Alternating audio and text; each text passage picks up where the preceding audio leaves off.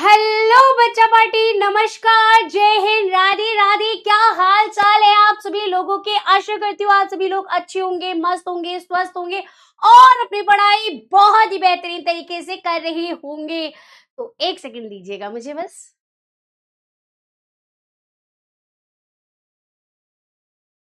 Okay, तो क्या हाल चाल है भैया? एक बार फटाफट से पहले तो आप लोग मुझे ये बताएंगे।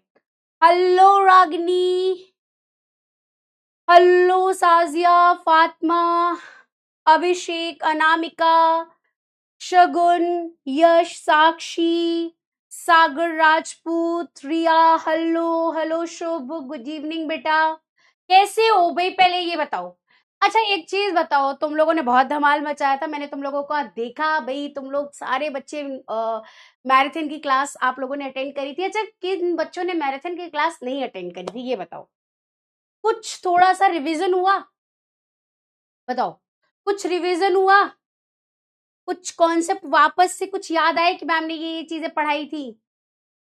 हेलो बेटा, हेलो हेलो हेलो। मस्त मस्त मस्त, अच्छा बहुत अच्छी बात है। बढ़िया बढ़िया, ओके। अच्छा हुआ था। यस यस यस, ठीक है। ओके, जिन्होंने नहीं करी थी उन्होंने बहुत अच्छी चीज आप लोगों ने मिस कर दी। आप लोग कहते हो कि मैम आप रिवीजन करा दो, मैम हमें ना बैकलॉग हो गया है, बहुत सारी चीजें होती हैं। फिर जब हम लोग करवाते हैं तो आप लोग ध्यान से अटेंटिव होकर देखते नहीं हो। ये तो गलत बात है ना। आप ही लोगों के लिए हमने इतना ट्राई करा था, पता है। हम लोगों ने अपने मैनेजमेंट से, टीम से ये चीज कही कि नहीं भाई, हम लोगों को 9th क्लास का भी बच्चों ने रखा है कि मैराथन होनी चाहिए। और हमने फर्स्ट टाइम 9th क्लास के लिए मैराथन रखी थी, आपको पता है बेटा। और सिर्फ आपके कहने पे रखी थी कि बच्चों को प्रॉब्लम हो रही है, बच्चों को एक रिवीजन करनी है, बच्चों को एक मैराथन चाहिए, तो हम लोगों ने वो मैराथन आप लोगों के लिए ही रखी थी। और स्पेशली मैंने कम्युनिटी पर जाकर पोस्ट भी किया था कि बेटा क्लास है, मैराथन है, जरूर देख लेना, है ना। तो जिन्होंने नहीं देखी कोई बात नहीं, जब भी टाइम मिले बीच में टाइम निकाल कर उसको एक एज ए रिवीजन के फॉर्म पर थोड़ा सा उसकी स्पीड बढ़ाकर देख सकते हो। आपकी एक रिवीजन हो जाएगी, ठीक है। हाँ, थैंक यू की कोई बात नहीं बेटा, ये सिर्फ आप लोगों की मेहनत था और आप लोगों के लिए करा गया था, हमारा सिर्फ काम था। हम एक माध्यम होते हैं, टीचर्स क्या होते हैं, एक माध्यम होते हैं बच्चों के प्रॉब्लम्स के सॉल्यूशन को निकालने का। वो हम एक माध्यम है ना। आप अगर कुछ अचीव करके लेकर आओगे, आप 9th में टॉप करके आओगे, तो वो केवल आपका क्रेडिट होगा, सिर्फ आपका होगा। हम केवल रास्ता दिखाएंगे, मार्ग दिखाएंगे, हमारा कोई क्रेडिट नहीं है। सिर्फ हम क्या करते हैं, सिर्फ रास्ता दिखाते हैं। आप उस पर चलते हो, आप मेहनत करते हो, आपकी लगन होती है, तो सब कुछ आपका ही होता है बेटा जी, है ना। बस मेहनत कर लो, इतना हम आपसे कहते हैं कि बेटा मेहनत करोगे तो फल भी आपको मिलेगा, है कि नहीं। तो चलिए आज की क्लास को स्टार्ट करते हैं, जिसमें आज हम अपना गद्य का एक चैप्टर पढ़ने जा रहे हैं, जो कि है हजारी प्रसाद द्विवेदी जी का गुरु नानक देव जी। अच्छा, कितने बच्चे गुरु नानक देव जी को जानते हैं, एक बार मुझे बताएंगे बेटा। हजारी प्रसाद द्विवेदी जी का चैप्टर है गुरु नानक देव जी। बताओ, कितने बच्चे गुरु नानक देव जी को जानते हैं? आपको पता है सिख संप्रदाय जो है अपना, उनमें 10 गुरु हुए हैं। गुरु नानक देव जी, गुरु अंगद देव जी, गुरु अमरदास जी, गुरु रामदास जी, गुरु अर्जन देव जी, गुरु हरगोविंद जी, गुरु हरराय जी, गुरु हरकृष्ण जी, गुरु तेग बहादुर जी, गुरु गोविंद सिंह जी। और 11वीं गुरु गुरु ग्रंथ साहिब जी को माना जाता है, ठीक है। और ये 10 गुरु, जिसमें सबसे पहले गुरु जो माने जाते हैं वो गुरु नानक देव जी माने जाते हैं। कहा जाता है कि इन्होंने ही सिख संप्रदाय की स्थापना करी थी। सिख संप्रदाय जिसे आप एज ए सरदार की फॉर्म में जानते हो, वाहिगुरु जी दा खालसा ते वाहिगुरु जी दी फतेह, आप लोगों ने ये कहते हुए उन लोगों को सुना होगा, है ना। तो ये इसकी जो शुरुआत करी थी वो गुरु नानक देव जी ने करी थी। बट आप गुरु नानक देव जी के बारे में जानते होंगे, आप पंजाबी लैंग्वेज के बारे में जानते होंगे, आप उनके ग्रंथों के बारे में भी जानते होंगे। गुरु ग्रंथ साहिब जी हैं हमारे, जैसे हम अगर अपने ग्रंथ देखें, या जैसे हम बोलते हैं ना हनुमान चालीसा पढ़ रहे हैं, या फिर हम कोई ग्रंथ पढ़ते हैं, तो उसी तरह से उनके में भी एक ग्रंथ होता है गुरु ग्रंथ साहिब जी, है ना। ऐसे ही होता है जपजी साहिब, जाप साहिब, ठीक। तो अब यहाँ पर हम गुरु नानक देव जी को जानते हैं, उन्होंने क्या क्या किया था, कैसे थे, उनको भी जानते हैं। पर सबसे बड़ी प्रॉब्लम क्या है पता है बेटा? आप किनको पढ़ने जा रहे हो? हजारी प्रसाद द्विवेदी जी को। और हजारी प्रसाद द्विवेदी जी, मैं आपको बताऊं, भारतेंदु जी बहुत अच्छे थे। आपको हिंदी गद्य साहित्य पद्य साहित्य का इतिहास याद है? मैंने आपको एक चीज बताई थी कि भारतेंदु जी बहुत अच्छे थे। उन्होंने जब गद्य की भाषा की शुरुआत करी तो बहुत सरल भाषा में रखी थी, बहुत सरल भाषा जो आपको समझ में आ जाए। पर हजारी प्रसाद द्विवेदी जी जो थे ना, क्या ही बताएं तुमको भैया, ऐसे थे कि इन्होंने भाषा को इतना क्लिष्ट, इतना क्लिष्ट, इतना क्लिष्ट कर दिया, क्लिष्ट का मतलब बहुत कठिन, इतना कठिन कर दिया कि हमारे और आपके समझने में बहुत टाइम लग जाता है। तो अब मैं यहाँ पर पूरा प्रयास करूंगी कि उनकी भाषा को आपके लैंग्वेज में, यानी हम जो आज भाषा बोल रहे हैं हिंदी में, उसको ट्रांसलेट कर पाऊं, यानी अनुवाद कर पाऊं।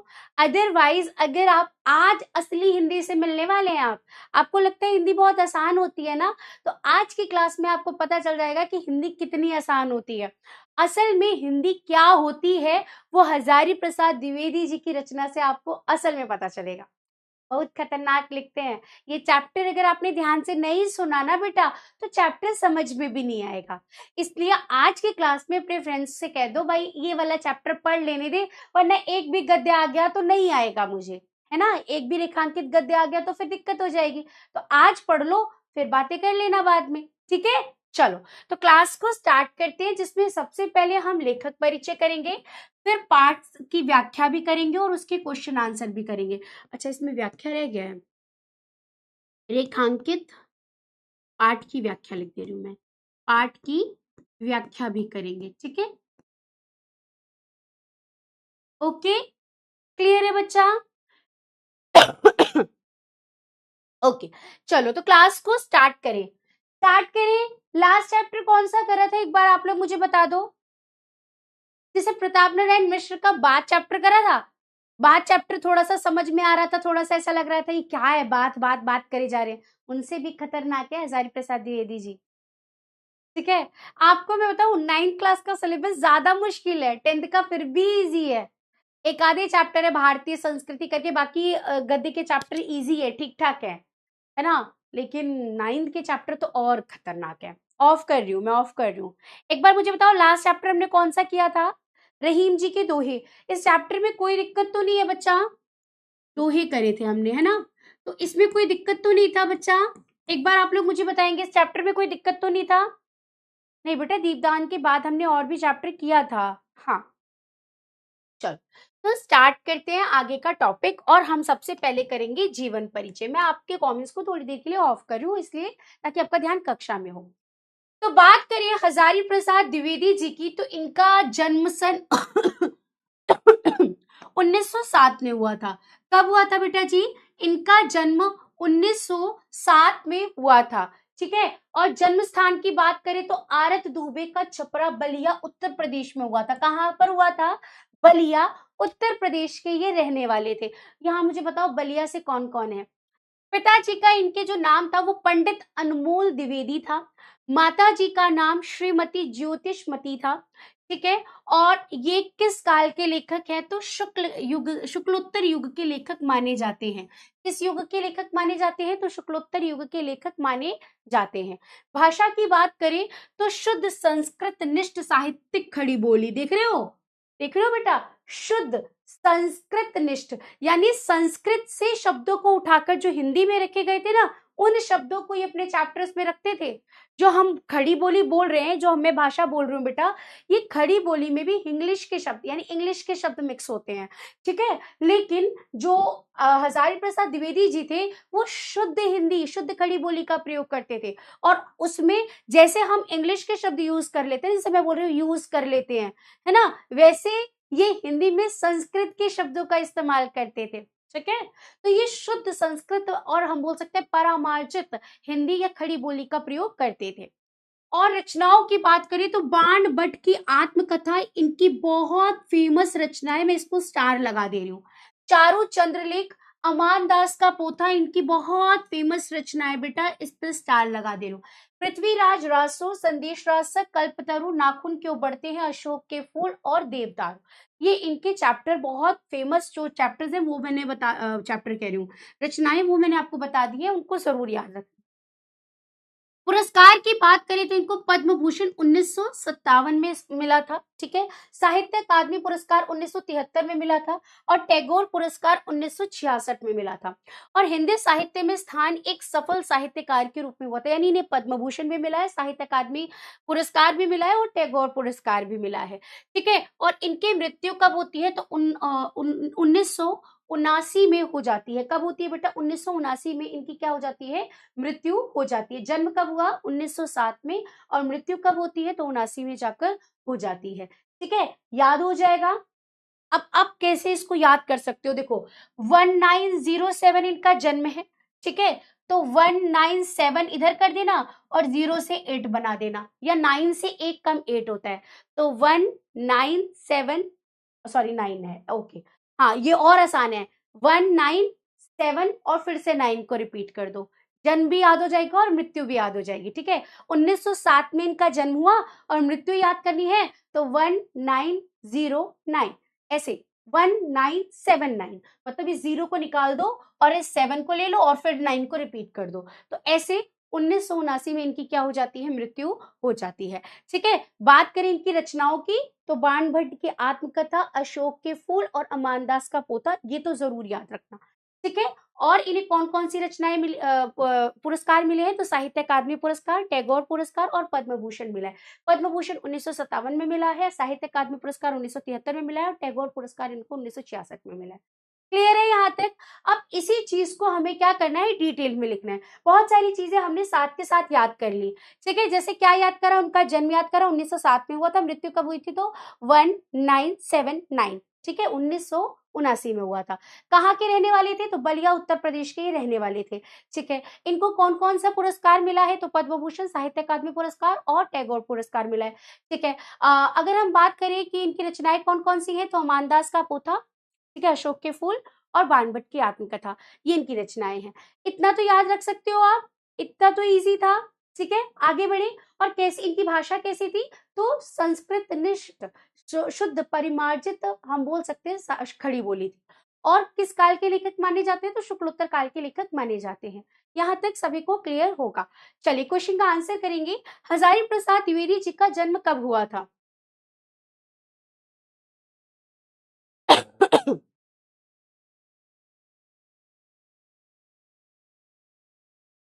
ओके, फटाफट से आंसर करेंगे बच्चा जी। हजारी प्रसाद द्विवेदी जी का जन्म कब हुआ था?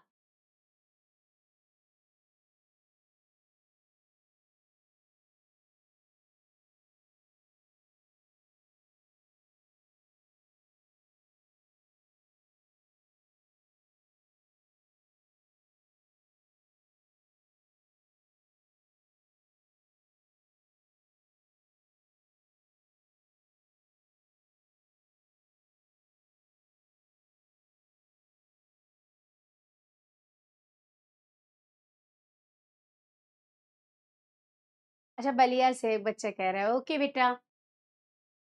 ओके, तो कब हुआ था? 1907 में हुआ था। ऑप्शन बी यहाँ पर क्या हो जाएगा? राइट हो जाएगा। 95%, क्या बात है, वेरी गुड, बहुत अच्छी बात है। चलिए, हजारी प्रसाद द्विवेदी जी का जन्म कहाँ हुआ था? चलो बताओ। वाराणसी, बलिया, कानपुर, लखनऊ। बेटा अभी डाउट लेती हूँ मैं, एक बार जीवन परिचय पूरा पढ़ा दो फिर मैं डाउट लूंगी, ठीक है। चलिए आंसर करिए।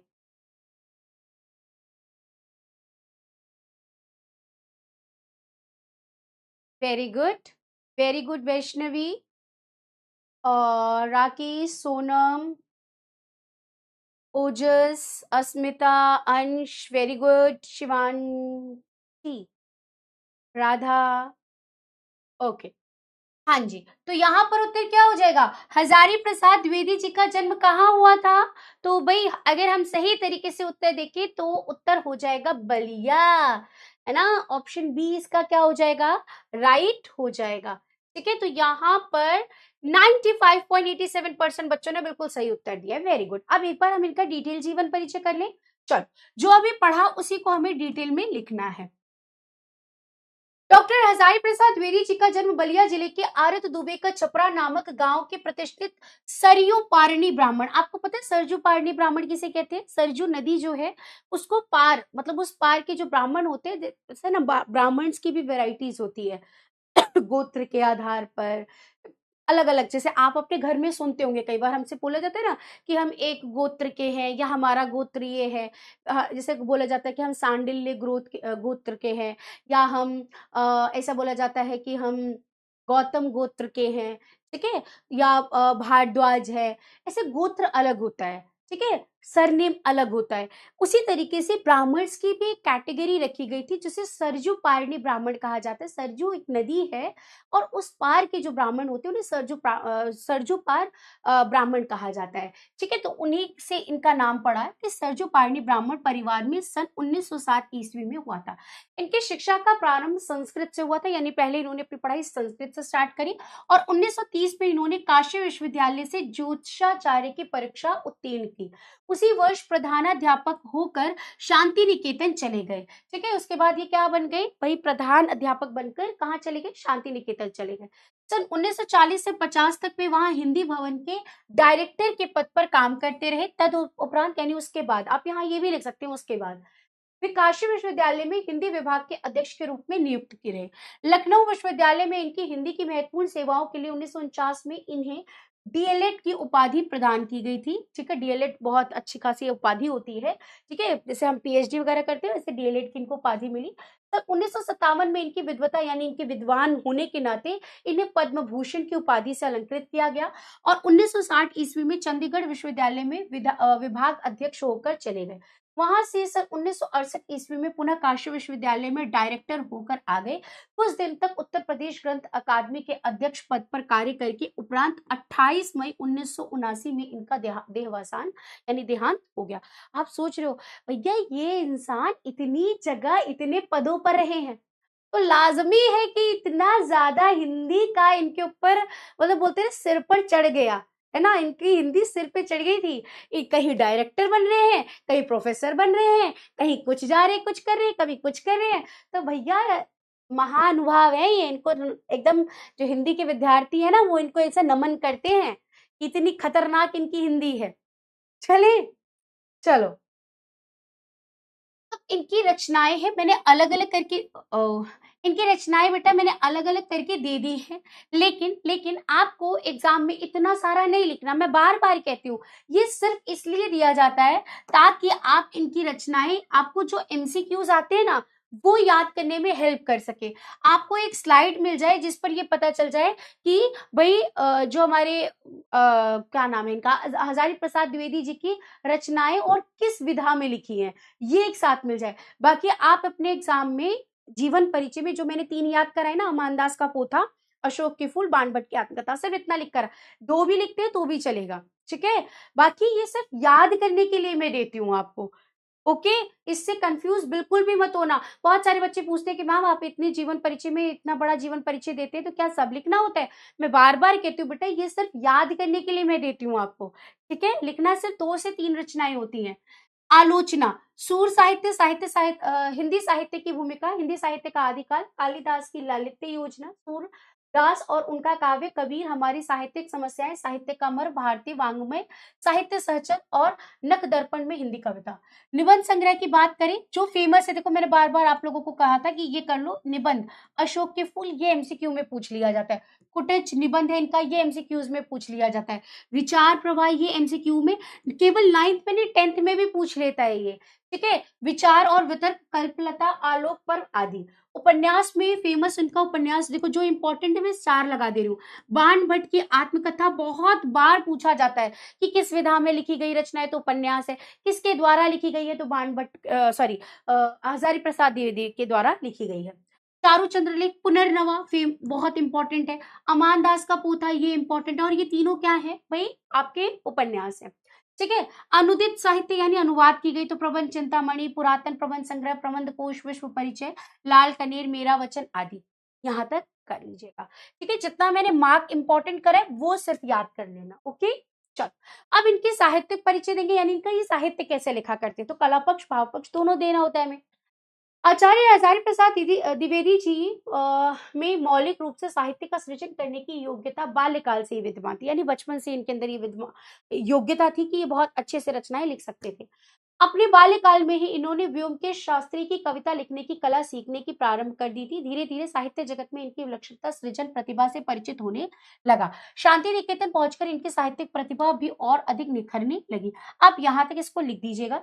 इसके बाद सीधे आप यहाँ आ जाइए भाषा शैली और कला पक्ष पर, सीधे यहाँ देखेंगे। तो द्विवेदी जी का भाषा संस्कृत निट शुद्ध शब्दावली खड़ी बोली थी, जो मैंने आपको बताया स्टार्टिंग में वही लिख दोगे आप। ठीक है, इनकी भाषा के दो रूप है। निबंध में जहां संस्कृत के सरल तत्सम शब्दों का प्रयोग हुआ करता है, वहीं उर्दू, फारसी, बांग्ला और देशी शब्दों का भी प्रयोग देखने को मिलता है। ठीक है, द्विवेदी जी की शैली में अनेक रूपता है, यानी उनकी जो शैली लिखते थे उसमें अनेक रूप देखते हैं। कहीं संस्कृत भी मिल जाता है, कहीं फारसी भी मिल जाता है, कहीं वही आपकी उनके उर्दू के शब्द भी मिल जाते हैं, कहीं बंगला के शब्द भी मिल जाते हैं। उनकी शैली की गवेषात्मक शैली, यानी जिसको हम गा सकते हैं। ठीक है, ऐसी शैली भी कई कई बार देखने को मिलती है। आलोचनात्मक शैली, व्यवहारात्मक शैली, भावनात्मक शैली, व्याख्यात्मक शैली, व्यंग्यात्मक शैली, ये सब कथात्मक शैली देखने को मिलती है। अब इसमें से दो तीन उठा लो। सारे मत लिखो, ऐसे लिखो, आलोचनात्मक, व्यंग्यात्मक, व्याख्यात्मक। तीन लिख दिया, बस खत्म। इसमें से भी देखो मैंने आपको शॉर्ट कर दिया। 2 लाइन में आप लिखोगे कि ये कैसे लिखते थे। इनकी भाषा सरल एवं साहित्यिक निष्ठ संस्कृत बोली थी। ठीक है, इनकी भाषा में अनेक रूप देखने को मिलते हैं, जहां ये संस्कृत के तत्सम शब्दों का प्रयोग करते थे, साथ ही साथ ये क्या करते थे, वही अरबी, फारसी, बांग्ला शब्दों का भी प्रयोग करते थे। ठीक है, इसके बाद आप अगली लाइन में लिख देना कि इनकी आलोचनात्मक, व्याख्यात्मक और व्यंग्यात्मक शैली का भी प्रयोग करते थे। दैट्स इट, खत्म हो गया साहित्यिक परिचय। तो ऐसे आपको करना होता है, जहां पर आप शॉर्ट में अपनी बात, यानी 1.5 पेज के अंदर अपना जीवन परिचय खत्म कर दें। क्लियर है बच्चा? एक बार फटाफट से मुझे बताएं, जीवन परिचय सबको समझ में आ गया? और मुझे अच्छे से पता है कि बच्चा आप इसे अभी काफी कुछ याद भी कर चुके होंगे। ठीक है, तो जब एक बार हम शॉर्ट वाला याद कर लेते हैं तो उसी से डिटेल वाला बनाना आसान हो जाता है। ठीक है बेटा जी, क्लियर है? क्लियर है? आगे बढ़ू? ओके, एक बार डाउट ले लेते हैं फिर आगे बढ़ते हैं। नाजिम बेटा, यही तो मैं अभी थोड़ी देर पहले बताया आपको कि देखो, मैंने शॉर्ट वाला, जब आप जीवन परिचय लिखेंगे तो आपने शॉर्ट में जो यहाँ पर बनाया है, जन्म, मृत्यु, स्थान, पहले जन्म बता दो कहाँ हुआ, फिर स्थान बता दो, फिर माता का नाम, पिता का नाम। ठीक है, फिर उनकी जीविका है तो जीविका, शिक्षा नहीं तो शिक्षा बता दो, फिर उनका ये बता दो मृत्यु कब हुई और उनकी रचनाएं बता दो। मोटा मोटा चीजें सिर्फ शॉर्ट में बताया। फिर यहाँ पर उनका जीवन परिचय बताना है। अब जीवन परिचय में सबसे पहले आप ये वाला पॉइंट रख देंगे, ये यहाँ पर रखा था ये वाला, ये देखो, ये पूरा रखना है आपको, रख दिया। इसके बाद आप रचनाओं में नीचे ही लिख देंगे जो 3 रचनाएं मैंने बताई। अशोक के फूल लिख दो, बाण भट्ट की आत्मकथा लिख दो, कुटज लिखना है कुटज लिख दो भाई, या आपको अमानदास का पोथा लिखना है ये लिख दो। 2 रचनाएं लिख दी, खत्म, इससे ज्यादा नहीं बढ़ना। इसके बाद फिर आप साहित्यिक परिचय डालो, यहाँ से यहाँ तक साहित्यिक परिचय लिखा, फिर उसके अंदर भाषा शैली का टॉपिक डालो, 3 पॉइंट्स में इसको लिख दो, खत्म। शॉर्ट में ऐसे ही लिखा जाता है बच्चा। ठीक है, ये कला हमारे अंदर होनी चाहिए कि मैं बुक का आपको जीवन परिचय लाकर देती हूँ। अब इसमें से ये भी बता देती हूँ कि इतना आपको कॉपी में लिखना है। ठीक है, मैं अंडरलाइन भी कर दे रही हूँ। ओके, चलो साक्षी बेटा, अभी तो हमने काफी अच्छे से कर लिया है।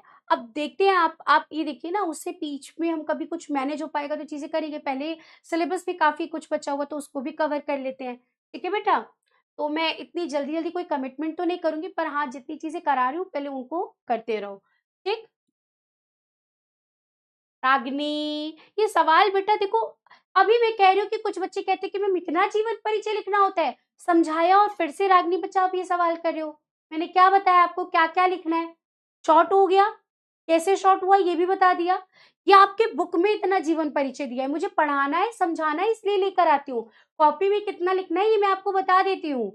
ठीक है, चलिए, अच्छा ठीक है सौम्या। देशज का मतलब होता है जो देश में जन्म लिए हुए शब्द होते हैं। जैसे आप यूपी में है तो हम जैसे बोलते हैं ना लोटा, लोटा बोलते हैं ना, जैसे हम बोलते हैं ड्योढ़ी, ड्योढ़ी बोलते हैं, ये देशज शब्द होता है। ठीक है, तो कुछ ऐसे शब्द जो किसी क्षेत्र में फेमस होते हैं उसे देशज, देश में जन्म लेने वाले शब्द देशज शब्द कहलाते हैं। हजारी प्रसाद द्विवेदी जी का निधन कब हुआ था? चलो बताओ। ये इसकी तो मैंने ट्रिक करवाई थी। अगर जन्म याद है तो मृत्यु भी याद हो जाएगा, ट्रिक से ही कर लोगे। चलो बताओ।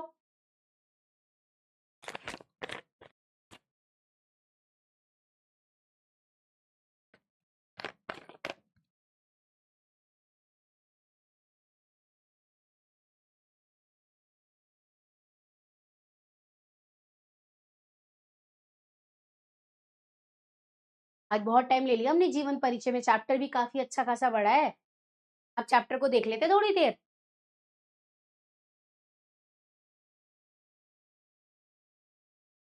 अभी तो जीवन, उनके जीवन परिचय में ही अटके हो। अब आ जाते हैं फटाफट से उनके चैप्टर पे भी। चलो तो भैया हमने याद करा था 1907 में इनका जन्म हुआ, तो 197 और फिर 9। तो कहाँ हो तुम? ऑप्शन डी में है ना? तो ऑप्शन डी यहाँ पर क्या हो जाएगा? राइट हो जाएगा। एंड 94.49% बच्चों ने बिल्कुल सही उत्तर दिया है। पान भट्ट की आत्मकथा उपन्यास के लेखक कौन है? तो भाई हमारा सीधा सा उत्तर हो जाएगा हजारी प्रसाद द्विवेदी। अब चैप्टर स्टार्ट करते हैं, ठीक है। तो बेसिकली यहाँ पर सबसे पहले बात होगी कि उनका जन्म कैसे हुआ। देखो, बहुत सारी अगर हम बात करें, जैसे बौद्ध धर्म की बात करें, तो उनके संस्थापक कौन आए थे? तो भाई हमारे महात्मा बुद्ध आए, ठीक है। महात्मा बुद्ध जी के बारे में भी हम पढ़ते हैं। उसी तरीके से अगर हम जैन धर्म की बात करें तो 24वें तीर्थंकर महावीर जैन जी के बारे में पढ़ते हैं। उसी तरीके से अगर हम बात करें, कबीर जी के बारे में पढ़ते हैं हम लोग, मीरा जी के बारे में पढ़ते हैं। तो गुरु नानक देव जी भी एक महान संत थे, ठीक है। और इनसे ही एक संप्रदाय की शुरुआत होती है, जिसको आज हम पढ़ने जा रहे हैं। तो सबसे पहले हम गुरु नानक देव जी के जन्म के बारे में जानेंगे, ठीक है। कार्तिक पूर्णिमा इस देश की बहुत पवित्र तिथि मानी जाती है। कार्तिक मास, यानी जब आप देखेंगे अभी कुछ टाइम में आने वाला है कार्तिक मास, जो आता है ना नवंबर दिसंबर वाला जो टाइम आता है, उसके बीच में आता है, ठीक है, कई बार। तो अगर हम बात करें कार्तिक मास की जो पूर्णिमा होती है, पूर्णिमा जब जब चांद पूरा निकलता है, ठीक है, तो पूर्णिमा की जो तिथि होती है वो बहुत पवित्र मानी जाती है, क्योंकि इस दिन सारे भारतवर्ष में कोई ना कोई उत्सव, मेला, स्नान या अनुष्ठान होता है। शरद काल, यानी शरद काल मतलब सर्दी का समय जब होता है, का पूर्ण चंद्रमा इस दिन अपने पूरे वैभव पर, यानी पूरी आभा पर होता है, जब पूरा चांद निकला होता है। आकाश निर्मम, दिशाएं प्रसन्न, वायुमंडल शांत, पृथ्वी हरी भरी और जल प्रवाह मृदु मंथर हो जाता है, ठीक है। मृदु मंथर मतलब क्या होता है? कोमल मत्थर। मृदु मतलब होता है कोमल। कहने का अर्थ यह है कि उस दिन ऐसा होता है कि आकाश एकदम निर्मल हो जाता है, एकदम साफ दिखाई देता है। दिशाएं भी सब सब और बहुत अच्छी दिशा। पता है, अभी कल परसों की मेरी क्लास होती है, मैं बच्चों से कह भी रही थी कि मुझे ना सबसे अच्छा टाइम, और आप भी कई बार फील करते होंगे कि आप कभी देखना, अभी जब हमारा दीपावली का टाइम नजदीक आएगा, उस टाइम से लेकर और क्रिसमस से पहले पहले का टाइम जो होता है, उस टाइम में आपको बहुत सकारात्मक फीलिंग आएंगी, मतलब बहुत बहुत पॉजिटिव फीलिंग्स आती हैं। चारों तरफ बड़ा अच्छा अच्छा लगता है, बहुत खुशी का माहौल होता है। मे भी हो सकता है कि हम त्योहार मनाते हों, ठीक है, दीपावली होती है, छठ होता है, और भी बहुत सारे त्योहार होते हैं, तो शायद वो त्योहारों की खुशी हो। पर आप कभी ऐसे भी सुबह उठे हैं तो एकदम ठंडी ठंडे कोहरा हवा चल रही है, कोहरे हल्की हल्की छाई है ना। हम गाँव भी जाते हैं, घर पे भी जाते हैं, या शहरों में की भी बात करूँ, हर जगह आपको बहुत अच्छा वाला फीलिंग होता है। क्यों होता है पता है? क्योंकि उस टाइम पर वातावरण भी बहुत सकारात्मक हो जाती है, बहुत पॉजिटिव हो जाती है, बहुत अच्छा। आप कभी फील करिएगा, आपको उस टाइम ना बहुत अच्छी फीलिंग लगेगी। बाकी का जो साल होता है ऑब्वियसली अच्छा होता है, पर कभी कभार मन अच्छा नहीं लगता है, यार गर्मी बहुत है, यार कैसा कैसा दिन चल रहे हैं, बहुत बड़े बड़े दिन चल रहे हैं। लेकिन जब नवंबर दिसंबर का टाइम आता है ना, नवंबर का और अक्टूबर का, जब दीपावली का टाइम आता है, तो बहुत ही अच्छा टाइम आता है वो, ठीक है। और वही कहा जा रहा है कि जो दिशाएं होती है, हर तरफ प्रसन्नता होती है, वायुमंडल शांत होता है, पृथ्वी हरी भरी दिखाई देती है, ठीक है। कुछ आश्चर्य नहीं कि इस दिन मनुष्य का सामूहिक चित्त, यानी पूरी तरह से जो चित्त होता है, चित्त मतलब होता है मन, चित्त का मतलब क्या होता है बेटा? मन। उद्वेलित हो उठता है, उद्वेलित मतलब क्या होता है? खुश हो उठता है, ठीक है। एक साथ इकट्ठा होकर क्या हो जाता है? जैसे खुश हो जाता है, सकारात्मक हो जाता है। इसी दिन महान गुरु नानक देव जी का आविर्भाव हुआ था। आविर्भाव का मतलब आना। आविर्भाव का मतलब क्या होता है बेटा? आना। इसी दिन वो आए थे, ठीक है। उत्सव मनाया जाता है। आकाश में जिस प्रकार षोडश काल का पूर्ण चंद्रमा अपनी कोमल स्निग्ध, स्निग्ध किरणों मतलब क्या होता है? स्निग्ध मतलब क्या होता है? एकदम बोलते हैं ना कि किसी चीज से जो चिपकी हुई हो, ठीक है, जो एकदम प्रेम से हुआ, स्निग्ध हम ये कह सकते हैं, प्रेम की जो किरणें होती है उसमें प्रकाशित रूप से आए थे। उसी प्रकार मानव चित्त में भी किसी उज्जवल प्रसन्न ज्योतिष पुंज का आविर्भाव हुआ, स्वाभाविक है। गुरु नानक देव जी ऐसे षोडश काल से पूर्ण स्निग्ध ज्योति महा मानव थे। लोक मानस में अरसे से कार्तिक पूर्णिमा के साथ गुरु आविर्भाव का संबंध जोड़ा जाता है। ठीक है, अब देखो इनकी भाषा कितनी कठिन है, आप एक एक शब्द का अर्थ पूछेंगे तो चैप्टर ही नहीं खत्म होगा, ऐसा है यहाँ पर। तो मैं आपको सीधे इसको क्या करूंगी, ट्रांसलेट करूंगी, आपको सीधे इनका अर्थ बताऊंगी कि इस पंक्ति में वो कहते हैं कि गुरु नानक देव जी का जिस दिन जन्म हुआ था, ऐसा कहा जाता है कि उस दिन को गुरु पूर्णिमा यानी गुरु के आने का दिन या गुरु गुरु की महिमा का दिन माना जाता है। ठीक है, क्योंकि उस दिन गुरु के रूप में तो थे गुरु नानक देव जी, तो उस दिन को बड़ा पवित्र माना जाता है। ठीक है, गुरु किसी एक ही दिन के पार्थिव शरीर में आविर्भूत हुए होंगे। पार्थिव मतलब होता है ये जो शरीर जो पृथ्वी से जुड़ा हो, पार्थिव का मतलब होता है जो पृथ्वी से जुड़ा हो। ठीक है, हम बोलते हैं ना पार्थिव शरीर को लेके जाया जा रहा है, पार्थिव मतलब बोलते हैं ना जो मृत शरीर होता है, जो पृथ्वी से जुड़ा होता है, जो पृथ्वी में मिल जाता है। ठीक है, तो गुरु किसी एक ही दिन, किसी एक दिन उन्होंने इस शरीर को धारण किया होगा, तो उसी दिन को पर भक्तों के चित्त में वे प्रतिक्षण प्रकट होते रहते हैं। कहा जा रहा है कि जो गुरु है वो शरीर में तो किसी एक दिन आते हैं, पर मनुष्य के मन में या अपने शिष्यों के मन में तो हर एक दिन याद किए जाते हैं। आज भी लोग गुरु नानक देव जी को याद करते हैं। ठीक है, पार्थिव रूप का महत्व दिया जाता है, परंतु प्रतिक्षण आविर्भूत होने का आध्यात्मिक दृष्टि से अधिक महत्व मिलना चाहिए। इतिहास के पंडित गुरु के पार्थिव शरीर के आविर्भाव के विषय के बाद विवाद करते रहे, इस देश का सामूहिक मानवचित्त उतना ही महत्व नहीं देता। अब इसका संदर्भ सबसे पहले लिखना होगा। ठीक है, और व्याख्या हमें किसकी लिखनी होगी, व्याख्या हमें केवल जितना अंडरलाइन किया है केवल उतनी की ही व्याख्या लिखनी है, पूरे की व्याख्या नहीं लिखनी है। ठीक है, तो सबसे पहले हमें संदर्भ लिखना है। प्रस्तुत गद्यांश हमारी पाठ्य पुस्तक हिंदी गद्य के गुरु नानक देव पाठ से लिया गया है। इसके लेखक संस्कृत एवं हिंदी के विद्वान आचार्य हजारी प्रसाद द्विवेदी है। लिख दिया यहाँ तक। इसके बाद व्याख्या में हमें करना है कि प्रस्तुत गद्यांश में लेखक ने यह बताया है कि आकाश में जिस प्रकार 16 कलाओं से युक्त चंद्रमा प्रकाशित होता है, ठीक उसी प्रकार मानव के मस्तिष्क में जिस ज्योतिष पुंज का उत्पन्न होना अत्यंत स्वाभाविक है। गुरु नानक देव ऐसे ही 16 कलाओं से युक्त स्निग्ध ज्योति महामानव थे। हमारे देश की जनता बहुत समय से गुरु नानक देव के जन्म के कार्तिक महीने की पूर्णिमा के दिन मनाती आ रही है। गुरु नानक देव तो किसी एक ही दिन अपने भौतिक शरीर के रूप में प्रकट हुए होंगे, किंतु श्रद्धालु भक्त गणों के हृदय में तो वो सदैव आध्यात्मिक रूप से प्रकट होते रहे हैं। यहाँ पर हमने ये बताया कि जो प्रभु हैं यानी गुरु नानक देव जी हैं, वो किसी एक दिन इस शरीर को धारण किए होंगे, पर हर एक दिन मनुष्य यानी उनके शिष्य, उनके जितने भी अनुयायी हैं, उनके चित्त में, उनके मन में हर एक दिन आते रहे होंगे। ठीक है, और यद्यपि भौतिक रूप से जन्म लेने के महत्व दिया जाता है, मतलब महत्व दिया जाता है, जैसे अभी कृष्ण जन्माष्टमी मनाई गई। ठीक है, तो क्या सिर्फ कृष्ण जिस दिन जन्म लिए थे वही इंपॉर्टेंट है? आज के कृष्ण को कोई याद नहीं रखते? सभी याद रखते हैं, है ना? तो केवल एक दिन नहीं होता, बल्कि ईश्वर या गुरु का हर एक दिन होता है। जब उनको याद किया जाए वही दिन महत्वपूर्ण बन जाता है। ठीक है, फिर भी प्रतिक्षण आध्यात्मिक दृष्टि से जन्म लेने का अधिक महत्व समझाया जाना, ऐसे लेखक का मत है। ठीक है, अब यही तक आप लिखकर छोड़ दीजिएगा, इससे ज्यादा आप मत लिखिएगा, यहाँ तक भी आपका चलेगा।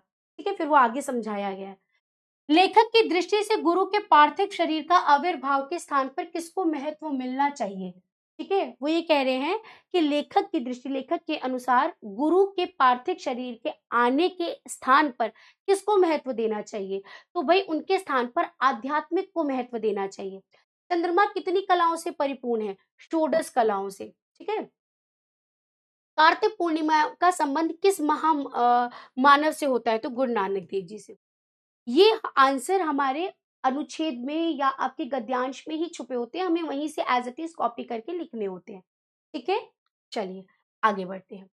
कार्तिक पूर्णिमा पर किसका जन्म दिवस मनाया जाता है? गुरु नानक देव जी का, महात्मा गांधी का, तुलसीदास जी का या रैदास जी का? चलो बताओ।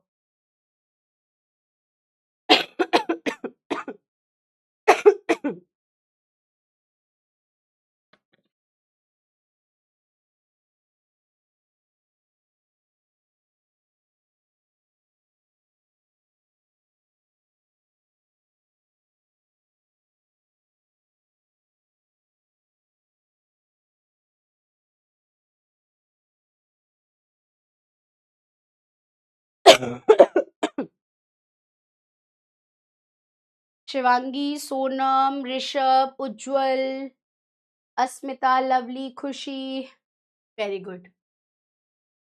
बताएं आंसर क्या हो जाएगा इसका?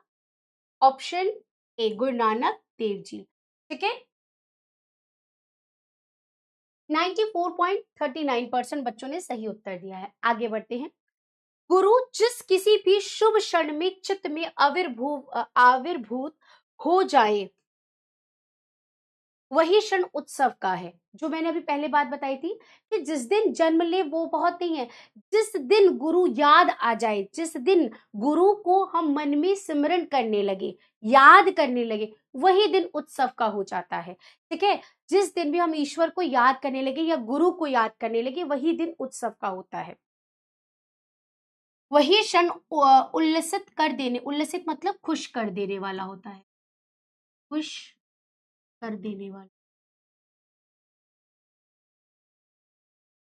ठीक है, नवो नवो भवसी जायमान गुरु तुम प्रतिक्षण चित्त भूमि में आविर्भूत होकर नित्य नवीन हो रहे हो। हजारों वर्ष से शरद काल की यह सर्वाधिक प्रसन्न तिथि प्रभा मंडित पूर्ण चंद्र के साथ उतनी ही मीठी ज्योति ज्योति के धनी महामानव का स्मरण कराती रही है। इस चंद्रमा के साथ महामानवों का संबंध जोड़ने में इस देश का समिष्ट चित्त, यानी समिष्ट मतलब सबका चित्त, ठीक है, क्या करता है, आवादन अनुभव करता है। हम रामचंद्र, कृष्णचंद्र आदि कहकर इसी आह्लाद, आह्लाद मतलब खुश होना, ठीक है, को प्रकट करते हैं। गुरु नानक देव के साथ इस पूर्ण चंद्र का संबंध जोड़ना भारतीय जनता के मानस के अनुकूल है। आज वे अपना आह्लाद प्रकट करती है। अब इसमें क्या कहा गया है, वो ये कहते हैं, अब आपको समझ में आ रहा है कि हिंदी क्या है? एक बात बताओ, अब आपको लग रहा है कि हिंदी क्या है? कोई बच्चा मुझे एक लाइन का मीनिंग समझा सकता है यहाँ पर? Thank you Sonu. हाँ, अभी यहाँ पर देखो टीचर्स डे आने वाला है और क्या कितनी खूबी है कि हमारा चैप्टर भी गुरु पूर्णिमा यानी गुरु के दिवस पर गुरु की बात पर ही चर्चा कर रहा है। कितनी बड़ी बात है कि हमारा चैप्टर भी उसी डेट के आसपास पढ़ रहा है। कितनी बड़ी बात है कि यहाँ मैं आज आपको खड़े होकर गुरु की महिमा, गुरु के बारे में ही पढ़ा रही हूँ, है कि नहीं? और अब आपको पता चल रहा होगा कि हिंदी सचमुच कितनी ज्यादा पढ़ने वाली चीज है जो हम कभी जानते ही नहीं है, हमें आती ही नहीं है ना? अब आप पढ़ोगे तो आपको पता चलेगा, अरे भैया हिंदी तो बहुत क्लिष्ट है ना? और आप हाथ जोड़ लोगे जब भी आप हजारी प्रसाद द्विवेदी जी का चैप्टर का नाम देखोगे, कहोगे अरे भैया ये आए हैं तो चैप्टर तो बहुत कठिन ही होगा। ये सिचुएशन रहती है। जब मैं अपने मास्टर्स में थी ना, हजारी प्रसाद द्विवेदी जी की पुस्तकें हमें पढ़नी पड़ती थी, पुस्तक पढ़नी पड़ती थी। आप तो एक चैप्टर पढ़ रहे हो, हम किताबें पढ़ते थे इनकी, हिंदी साहित्य का इतिहास, और इसके ऊपर जब हम बात करते थे ना इनकी पुस्तकें उठाकर, मतलब दिल कांपता था ऐसे ऐसे, इतनी खतरनाक। पहले तो लैंग्वेज समझो, फिर वो कहना क्या चाहते हैं वो समझो, फिर चैप्टर समझो। चलो अब इसमें क्या कहा गया है इसका अर्थ समझेंगे। ओके, चलो।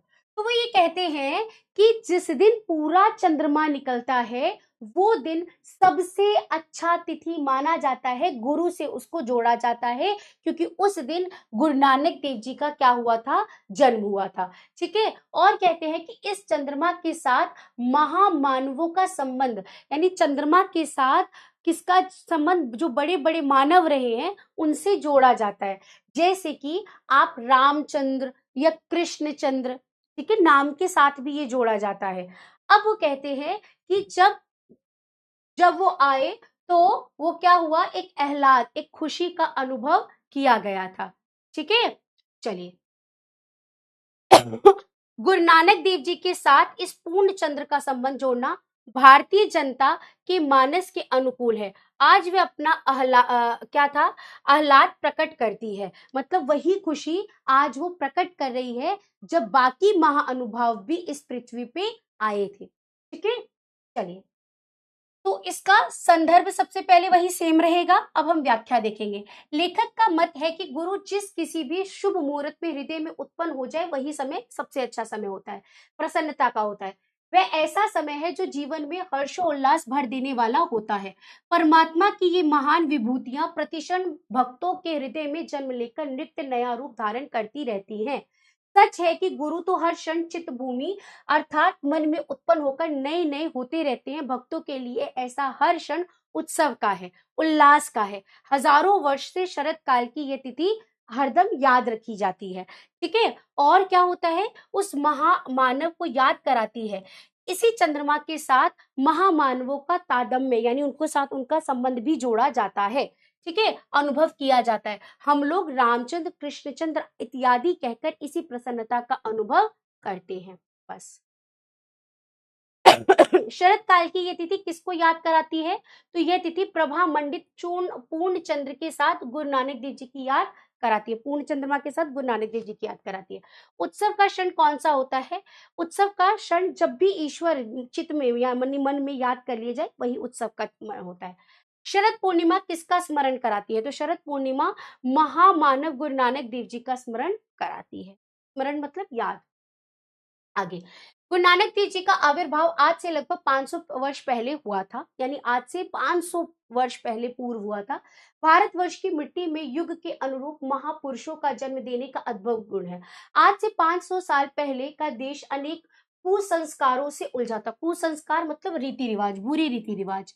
ठीक है, बुरे बुरे रीति रिवाज, रीति रिवाज। ठीक है, जातियों में छोटी जाति, ऊंची जाति, संप्रदाय, धर्म, संकीर्ण, संकीर्ण मतलब होता है छोटापन। ठीक है, छोटापन, छोटी सोच, छोटी सोच। फिर कुल अभिमानों से वह खंड विच्छिन्न हो गया था। विच्छिन्न मतलब अलग हो जान गया था। देश में नए धर्म के आगंतुकों, आगंतुकों मतलब आने वाले। ठीक है, देश में नए नए आगंतुक, जैसे मैंने आपको बताया बौद्ध धर्म की शुरुआत हो रही थी, महात्मा बुद्ध लेकर आए। ठीक है, उसी तरीके से जैन धर्म की स्थापना 24 तीर्थंकर महावीर जैन कर रहे थे। ठीक है, उसी तरीके से अगर हम बात करें तो निर्गुण संप्रदाय की शुरुआत देखें तो कबीर जी कर रहे थे, है ना। उसी तरीके से सगुण धारा की अगर हम बात करें तो तुलसीदास जी और सूरदास जी कर रहे थे। वहीं पर गुरु नानक देव जी भी आए थे। ठीक है, एक नए नए धर्मों का क्या हो रहा था, आविष्कार हो रहा था, एक तरह से हम ये कह सकते हैं। ऐसी समस्या उठ खड़ी हुई थी जो इस देश के हजारों वर्ष के लंबे इतिहास से अपरिचित थी। ऐसे ही दुर्घट काल में इस देश की मिट्टी ने ऐसे अनेक महापुरुषों को उत्पन्न किया जो सड़ी रूढ़ियों, मृत्यु प्राय, मृत्यु मतलब मृत्यु को प्राप्त, मृत्यु प्राय मतलब मृत्यु को प्राप्त, जो मर चुके हो, ऐसे मृत्यु को प्राप्त आचारों, बासी विचारों और अर्थहीन संकीर्णताओं के विरुद्ध प्रहार करने में कुंठित नहीं हुए। जैसे बहुत सारे ऐसे, इसलिए कहा गया कि बहुत सारे ऐसे लोग आए जिन्होंने हमारी रीति रिवाज, जो बुरी रीति रिवाज थे, ऐसे आडंबर थे, आडंबर मतलब दिखावा जो था, उस पर प्रहार किया था। ठीक है, और क्या हुआ था कि इन जर्जर, जर्जर मतलब जो खराब हो चुकी है, जो मतलब खत्म कर देनी चाहिए बातों पर परी, सब में विद्यमान, सबको नई ज्योति और नया जीवन प्रदान करने वाला महान जीवन देवता के महिमा प्रतिष्ठित करने में समर्थ हुए। चलिए आगे बढ़ते हैं, इसमें हमें कुछ करना नहीं था, सिर्फ समझना था। इन संतों की ज्योतिषी की मंडली में गुरु नानक देव जी ऐसे संत थे। ठीक है, तो जैसे गुरु नानक देव जी थे, मीरा जी थे, ऐसे संत बहुत सारे रहे हैं। उन्हीं में अगर हम बात करें तो गुरु नानक देव जी आए थे। ठीक है, जो शरद काल के पूर्ण चंद्र की तरह ही स्निग्ध, उसी प्रकार शांत, निर्मल, उसी प्रकार रश्मि के भंडार थे। रश्मि मतलब रोशनी देने वाले। ठीक है, कई संतों ने कस कस के चोटें मारी, व्यंग बाण छोड़े, तर्क की छुरी चलाई, पर महान गुरु नानक देव ने सुधा लेप का काम किया। सुधा लेप मतलब अमृत लगाने का काम किया। यह आश्चर्य की बात है कि विचार और आचार की दुनिया में इतनी बड़ी क्रांति ले आने वाले ये संत इतने मधुर, इतने स्निग्ध, स्निग्ध मतलब होते हैं जो प्यार से बोले, ठीक है, इतने मोहक वचनों को बोलने वाला है कि किसी का दिल दुखाए बिना, किसी पर आघात किए बिना, कुसंस्कारों का छिन्न करने की शक्ति रखने वाला, नई संजीवनी धारा से प्राणिमाण को उल्लसित करने वाला यह संत मध्यकाल की ज्योतिषिक मंडल में, ज्योतिषिक मतलब ज्योतिष जो होते थे उनकी, या ज्ञानी या संतों की जो मंडली होती थी, निराली शोभा में शरद पूर्णिमा के पूर्ण चंद्र की तरह ज्योतिषमान है। आज उसकी याद आए बिना नहीं रह सकती। वह सब प्रकार से लोकोत्तर है, उनका उपचार प्रेम और मैत्री है, उनका शास्त्र सहानुभूति और हित चिंता है। मैंने सिर्फ इसे पढ़ा है, अब इसका अर्थ समझाती हूँ। इसमें क्या कहा है उन्होंने, आप अच्छे से समझ जाओगे इसमें कहा क्या है। ठीक है, आई नो बेटा, मुझे पता है आज की क्लास थोड़ी सी आपको बोरिंग लगेगी, मैं बहुत अच्छे से समझ रही हूँ। 9th क्लास का बच्चा है, मैं हमेशा टीचर मतलब बोर्ड से, ऐसा जब मुझे बोर्ड से अगर मेरी मीटिंग कराई जाए ना, मैं सबसे पहले ये कहूंगी कि आप बच्चों को नजरिए में रख कर ऐसे चैप्टर्स को दिया करें जिससे बच्चा कुछ सीखे। गुरु नानक देव जी एक महान संत थे, बिल्कुल सही बात है, अगर उनके ऊपर ज्ञान देने की बात ही रखते, लेकिन इतनी क्लिष्ट हिंदी में बच्चा कैसे समझेगा। ये मैं भी समझ रही हूँ बेटा, पर हम क्या करें, अब बोर्ड को कैसे समझाएं जाकर, उन्होंने उनको रख दिया है, अब हमें पढ़ना पड़ता है। ठीक है, मैं पूरी कोशिश करूंगी तुम्हें इसको समझाने की। अब यहाँ पर मैं एंटरटेन नहीं कर सकती हूँ, आप भी समझ रहे हो ना, मैं इसको कैसे अच्छा बनाऊं, मैं कैसे इसको इंटरेस्टिंग बनाऊं, इसमें कुछ ऐसा है ही नहीं इंटरेस्टिंग देने वाला। पर अब पढ़ना है तो आप सुन सकते हो, मैं इसको आपको इजी में ट्रांसलेट कर सकती हूँ। ठीक है, देखो मैं आपको एक उदाहरण बताती हूँ, इसमें लाइन में कही क्या है पता है। गुरु नानक देव जी एक बार क्या कर रहे थे, मैं उनकी एक स्टोरी सुनाती हूँ आपको, बहुत अच्छे से ये कनेक्ट कर पाओगे। पता है गुरु नानक देव जी एक बार क्या कर रहे थे कि वो गंगा स्नान करने के लिए गए और वहां पर सबको गंगा स्नान करते हुए देख रहे थे। तो उन्होंने देखा कि हरिद्वार पे सभी लोग क्या कर रहे हैं कि जल चढ़ाते हुए क्या कर रहे हैं कि पूर्व दिशा में खड़े होकर ऐसे जल अर्पण कर रहे हैं। तो उन्होंने एक भाई से पूछा, भाई आप ये क्या कर रहे हो। तो उन्होंने कहा कि मैं अपने पूर्वजों को पानी दे रहा हूँ। तो उन्होंने कहा अच्छा। फिर उन्होंने दूसरों से पूछा तो दूसरे ने भी यही जवाब दिया कि मैं सूर्य देव को जल दे रहा हूँ। फिर तीसरे से पूछा तो उसने भी यही जवाब दिया कि मैं सूर्य देव को जल दे रहा हूँ या अपने पूर्वजों को जल दे रहा हूँ। तो उन्होंने कुछ करा नहीं, वो उसके उल्टी दिशा में खड़े होकर जल देने लगे। तो लोग उनको थोड़ी देर तक तो देखते रहे कि ये क्या कर रहे हैं। फिर किसी एक ने उनसे सवाल कर लिया कि भाई तुम गलत दिशा में खड़े होकर जल क्यों चढ़ा रहे हो, ये दिशा गलत है। तो उन्होंने कहा आप मतलब ये क्या कर रहे हो। तो उन्होंने कहा आप अपने पूर्वजों को पानी दे रहे हैं, आप सूर्य को पानी दे रहे हैं, मैं अपने खेतों को पानी दे रहा हूँ, क्योंकि मैं बड़े दिन से खेतों में गया नहीं, मेरे खेत सूख रहे होंगे। तो सब हंसने लगे। उन्होंने कहा कि कैसे बात करते हो भाई, तुम मूर्ख हो क्या, इतनी दूर खड़े होकर तुम्हारा एक लोटा का पानी वो खेतों तक तुम्हारे कैसे चला जाएगा। तो वो कह रहे थे, तो हंसने लगे। उन्होंने कहा ठीक है, जिस तरह से तुम्हारा पानी कोसों दूर सूर्य के पास पहुंच जा रहा है, कोसों दूर तुम्हारे जो पूर्वज है उनके पास पहुंच जा रहा है, तो मेरे खेत तो उससे पास में ही है, सूर्य तो ज्यादा दूर है, मेरे खेत तो ज्यादा पास में है, चले ही जाएंगे। तो सब अचंभित हो जाते कि बात तो सही कह रहे हैं। तो वो किसी को बिना ठेस पहुंचाए अपनी बात कह देते थे, सामने वाले उनकी बात को समझ भी जाते थे, बात सही थी। तो वो ऐसा नहीं था कि वो किसी धर्म पर प्रहार करते थे, उनके कहने का अर्थ ये था कि आप दिखावा मत करो, आप मन से, अगर आपको अपने पूर्वजों को पानी देना है तो जीते जीते जो आपके माता पिता जी रहे हैं उनको पानी पिलाओ, घर पे जाकर उनकी सेवा करो। आप उनको छोड़कर अपने पूर्वजों को पानी देने आए हो, है ना। तो वो यही कहते हैं कि आपके घर पर कोई प्यासा बैठा है, आप उसको जल नहीं पिला पा रहे हो, आप सूर्य को जल देने जा रहे हो। तो वो ये सीख देते हैं। ठीक है, दूसरा एक और उदाहरण देती हूँ कि एक बार वो एक मस्जिद में जाते हैं और वो क्या करते हैं कि देखते हैं कि सब मस्जिद की तरफ सर मतलब अपना सर झुकाकर अपना प्रार्थना कर रहे थे। तो वो अपने पैरों को उस तरफ रखकर ऐसे करके बैठ जाते हैं। तो एक मौलवी साहब आते हैं, उनसे सवाल करते हैं कि आपको नहीं पता कि आपने किस पैर अपने किधर रखे हुए हैं, किस दिशा में रखे हुए हैं, आप अपने पैर सही कर लीजिए। तो उन्होंने कहा कि भाई मैंने पैर तो बिल्कुल सही दिशा में रखे हैं, आपको कैसे पता कि ये दिशा खराब है। उन्होंने कहा आपको दिखाई नहीं दे रहा कि सामने क्या है। तो उन्होंने कहा कि नहीं मुझे उन्होंने कहा कि आपके सामने दिख नहीं रही वो ईश्वर है, मतलब अब मुझे नहीं पता, उन्होंने उनको एज ए ईश्वर के फॉर्म में कहा। तो उन्होंने कहा कि अच्छा भाई ठीक है, तुम सही कह रहे हो, तुम मुझे सिर्फ इतना जवाब दे दो कि किस जगह अल्लाह नहीं है, जिस जगह अल्लाह नहीं है मैं उस जगह अपने पैर कर लेता हूँ। अब बताओ इसका कोई जवाब होगा। मौलवी साहब चुप, इसका कोई जवाब ही नहीं था। तो वो यही कहते हैं कि जब ईश्वर हर जगह विराजमान है तो कौन सी सही दिशा और कौन सी बुरी दिशा। इस तरह से उन्होंने बहुत सारे सवाल किए और बहुत वाजिब सवाल किए जिसका उत्तर कोई दे नहीं पाता था, और अपने सरल सवालों से उन्होंने लोगों को सीख भी दे दी और अपनी बातों को मनवाया भी। ठीक है, ये निर्गुण संप्रदाय के थे। ऐसा ईश्वर जिसको कोई देख नहीं सकते, सुन नहीं सकते, उन पर ये सेवा करने पर बिलीव करते थे। ये लोगों मिलकर बांट कर खाने में बिलीव करते थे, लोगों की हेल्प करने पर बिलीव करते थे। ठीक है, जो कि शायद एक तरह से देखा जाए ईश्वर भी हमको यही संदेश देते हैं कि मैं तुम्हें मतलब ये दिखावा करने से नहीं मिलूंगा। अगर आप सही से किसी की हेल्प कर रहे हो, किसी के काम आ रहे हो, ईमानदारी से काम कर रहे हो, किसी भूखे का पेट भर रहे हो, किसी की सेवा कर रहे हो, तो मुझे ईश्वर उस इंसान को मिल जाता है। यही बात यहाँ पर समझाई गई थी। क्लियर है? अभी सबको समझ में आया है? सभी को समझ में आया स्टोरी से? यही बात इसमें कही गई है। देखो, बिना किसी के दिल को दुखाए हुए, किसी पर आघात किए हुए, कुसंस्कार बुरे संस्कारों को दूर कर देने की शक्ति रखते थे। क्लियर है बेटा? अभी सबको समझ में आया? तो मैं आपको ऐसी कहानियां बता बताकर हजारी प्रसाद जी का चैप्टर कंप्लीट करा दूंगी। ओके, चलो संदर्भ सेम रहेगा, व्याख्या देख लेते हैं। रेखांकित अंश की व्याख्या। गुरु नानक देव जी एक महान संत थे। उनके समय के समाज में अनेक प्रकार की बुराइयां विद्यमान थी। समाज का आचरण दूषित हो चुका था। इन बुराइयों को दूर करने और सामाजिक आचरणों को सुधार लाने के लिए गुरु नानक देव जी ने ना किसी की निंदा की, ना किसी का तर्क वितर्क द्वारा किसी के विचार का खंडन किया। उन्होंने अपने आचरण और मधुर वाणी से दूसरों के विचारों और आचरण को परिवर्तन करने का प्रयास करा। ठीक है, उन्होंने देखो ये नहीं कहा कि तुम क्यों यहाँ किस दिशा में पानी दे रहे हो, ये तो गलत बात है, ये सब उन्होंने ये नहीं करा, वो खुद उस दिशा में पानी देने लगे ताकि वो उनके काम से ही लोग सीख जाएं।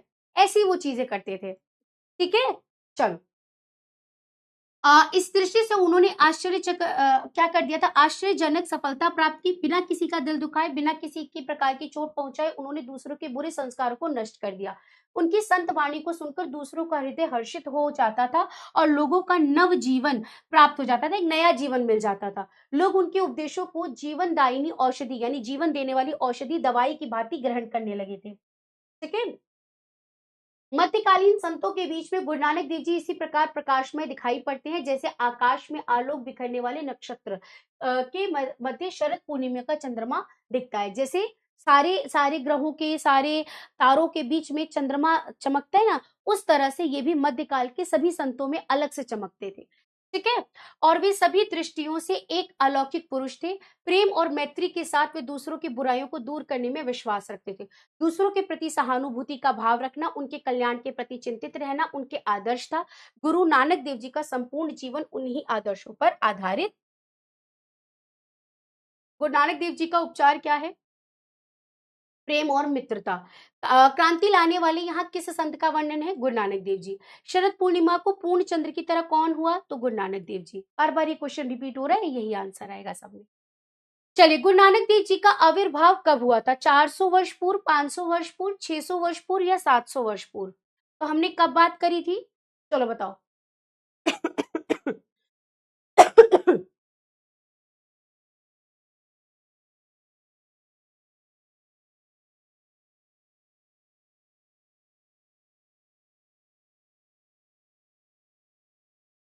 चलिए बताइए।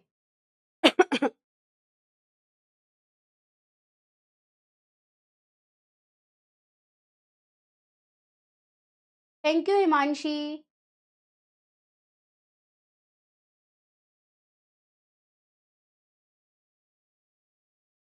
ओके, तो यहाँ पर उत्तर कौन सा राइट हो जाएगा? 500 वर्ष पूर्व। ऑप्शन बी यहाँ पर राइट हो जाएगा, है ना? ऑप्शन बी राइट कर दे हम लोग। चलो, तो यहाँ पर 84.86% बच्चों ने बिल्कुल सही उत्तर दिया। आगे बढ़ते हैं। इसके बाद क्या होता है? गुरु नानक देव ने प्रेम और समानता का संदेश दिया। उनका मत था कि ईश्वर के सामने जाति कुल का कोई महत्व नहीं, क्योंकि जीवन का चरम लक्ष्य प्रेम ही है। उन्होंने कहा कि जाति कुल कोई ये नहीं होता, कोई बड़ा नहीं होता, सबसे महत्वपूर्ण चीज जो होती है प्रेम होता है, प्यार होता है। ठीक है, उन्होंने बाहरी आडंबर को धर्म ना मानकर ईश्वर को भीतरी खोजने की बात कही। मैंने आपसे भी कहा ना कि बाहरी दिखावा करने के बजाय उन्होंने कहा कि मन से ईश्वर को पूजा करो। ठीक है, मन से ईश्वर ईश्वर को मानो। और वो कैसे मान सकते हो? दूसरों का उपकार करके, दूसरों की सेवा करके, मिल बांट कर, खाकर, ऐसे। ठीक है। उनके अनुसार सन्यास आवश्यक नहीं। उन्होंने कहा ऐसा नहीं कि आप सन्यासी बन जाओ, घर बार त्याग दो, सब कुछ छोड़ छाड़ के चले जाओ, ऐसा नहीं। आप गृहस्थ रहकर भी भगवान को प्राप्त कर सकते हो। भक्त और गृहस्थ दोनों समान हैं। उन्होंने हिंदू मुसलमान मतभेद मिटाने का प्रयास किया। उन्होंने उनके अनुयायी, अनुयायी मतलब उनके जो शिष्य होते थे, ठीक है, आगे चलकर सिख कहलाए और उनके उपदेश गुरु ग्रंथ साहिब जी में संग्रहित किए गए, यानी इकट्ठे किए गए। किसी लकीर के मिटाए बिना छोटे बना देने का उपाय बड़ी लकीर खींच देना। ये बहुत इंपॉर्टेंट लाइन है बेटा, बहुत इंपॉर्टेंट लाइन है। मैं इस पे स्टार लगा दे रही हूँ। ये लाइन एग्जाम में कई बार आती है, ठीक है, तो इसको ध्यान से देखना, इस लाइन का क्या अर्थ है। किसी लकीर को मिटाए बिना छोटी बना देने का उपाय बड़ी लकीर खींच देना है।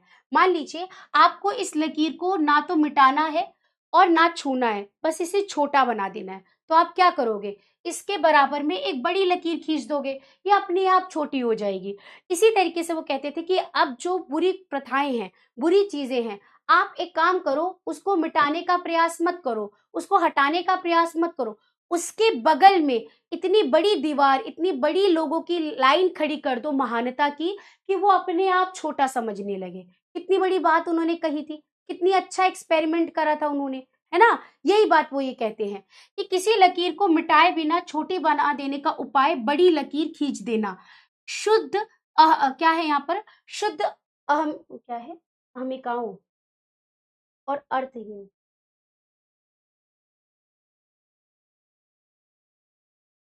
अहमिताओं होगा, और अर्थहीन संकीर्णताओं को शुद्धता सिद्ध करने के लिए तर्क और शास्त्रार्थ का मार्ग कदाचित ठीक नहीं। कदाचित मतलब होता है कभी भी। कदाचित का मतलब मैं यहाँ नीचे लिख दे रही हूँ, ठीक है, कभी भी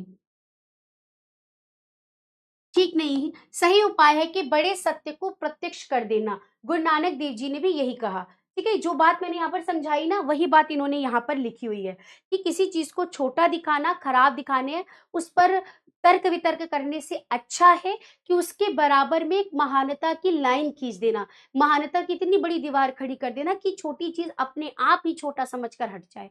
ठीक है। उन्होंने जनता को बड़े से बड़े सत्य को सम्मुखहीन कर दिया और हजारों दिए उस महाज्योति के सामने स्वयं फीके पड़ गए थे। ठीक है, संदर्भ सेम रहेगा। व्याख्या देखते हैं। हम किसी रेखा को मिटाए बिना यदि उसे छोटा करना चाहते हैं तो उसका एक ही उपाय है कि उस रेखा के पास उससे बड़ी रेखा खींच दी जाए। ऐसा करने पर पहली रेखा स्वयं छोटी प्रतीत होने लगेगी। इसी प्रकार यदि हम अपने मन में अहंकार और तुच्छ भावनाओं को दूर करना चाहते हैं तो उसके लिए हमें महानता की बड़ी लकीर खींचनी होगी। अहंकार, तुच्छ भावना, तुच्छ मतलब छोटी भावनाएं, ठीक है, संकीर्णताएं, छोटापन, संकीर्णता का मतलब होता है छोटापन, ठीक है, आदि शास्त्र ज्ञान के आधार पर वाद विवाद करने या तर्क देकर छोटा नहीं किया जा सकता। उसके लिए व्यापक और बड़े सत्य का दर्शन आवश्यक है। इसी उद्देश्य से मानव जीवन में संकीर्णताओं और शुद्रताओं को छोटा सिद्ध करने के लिए गुरु नानक देव ने जीवन की महानता को प्रस्तुत किया। गुरु की वाणी ने साधारण जनता को परम सत्य का प्रत्यक्ष अनुभव कराया। परम सत्य के ज्ञान एवं प्रत्यक्ष अनुभव से अहंकार और संकीर्णता आदि इस प्रकार तुच्छ प्रतीत होने लगे जैसे महाज्योति के सम्मुख छोटे दीपक क्या हो, आभाहीन हो जाते हैं।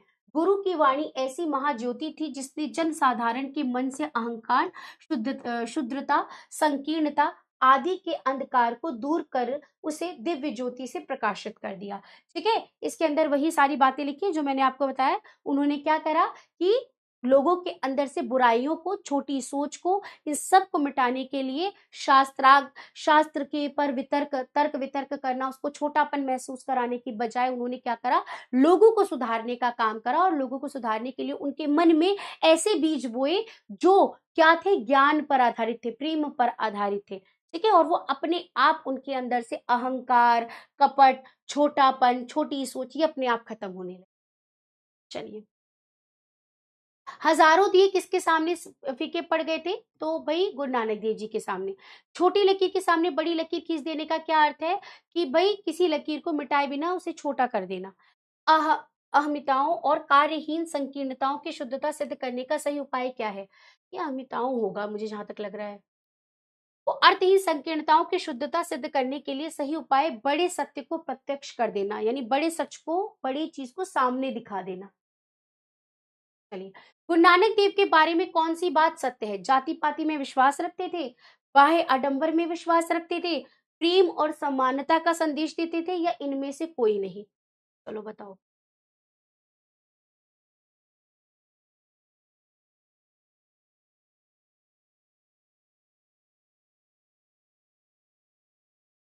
अच्छा, आर्यन, अगर माही बेबी है तो आर्यन बेबा कर दे आपको? आर्यन, तो हम ऐसे बोले, हेलो आर्यन बेबा, ठीक है? तुमको ऐसे बुलाएं, चलेगा? बोलो।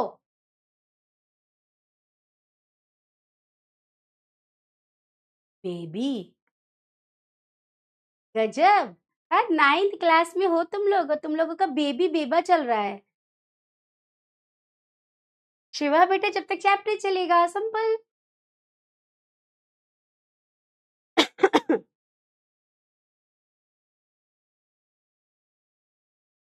ओके, प्रेम और समानता का संदेश दिया, ऑप्शन सी राइट हो जाए।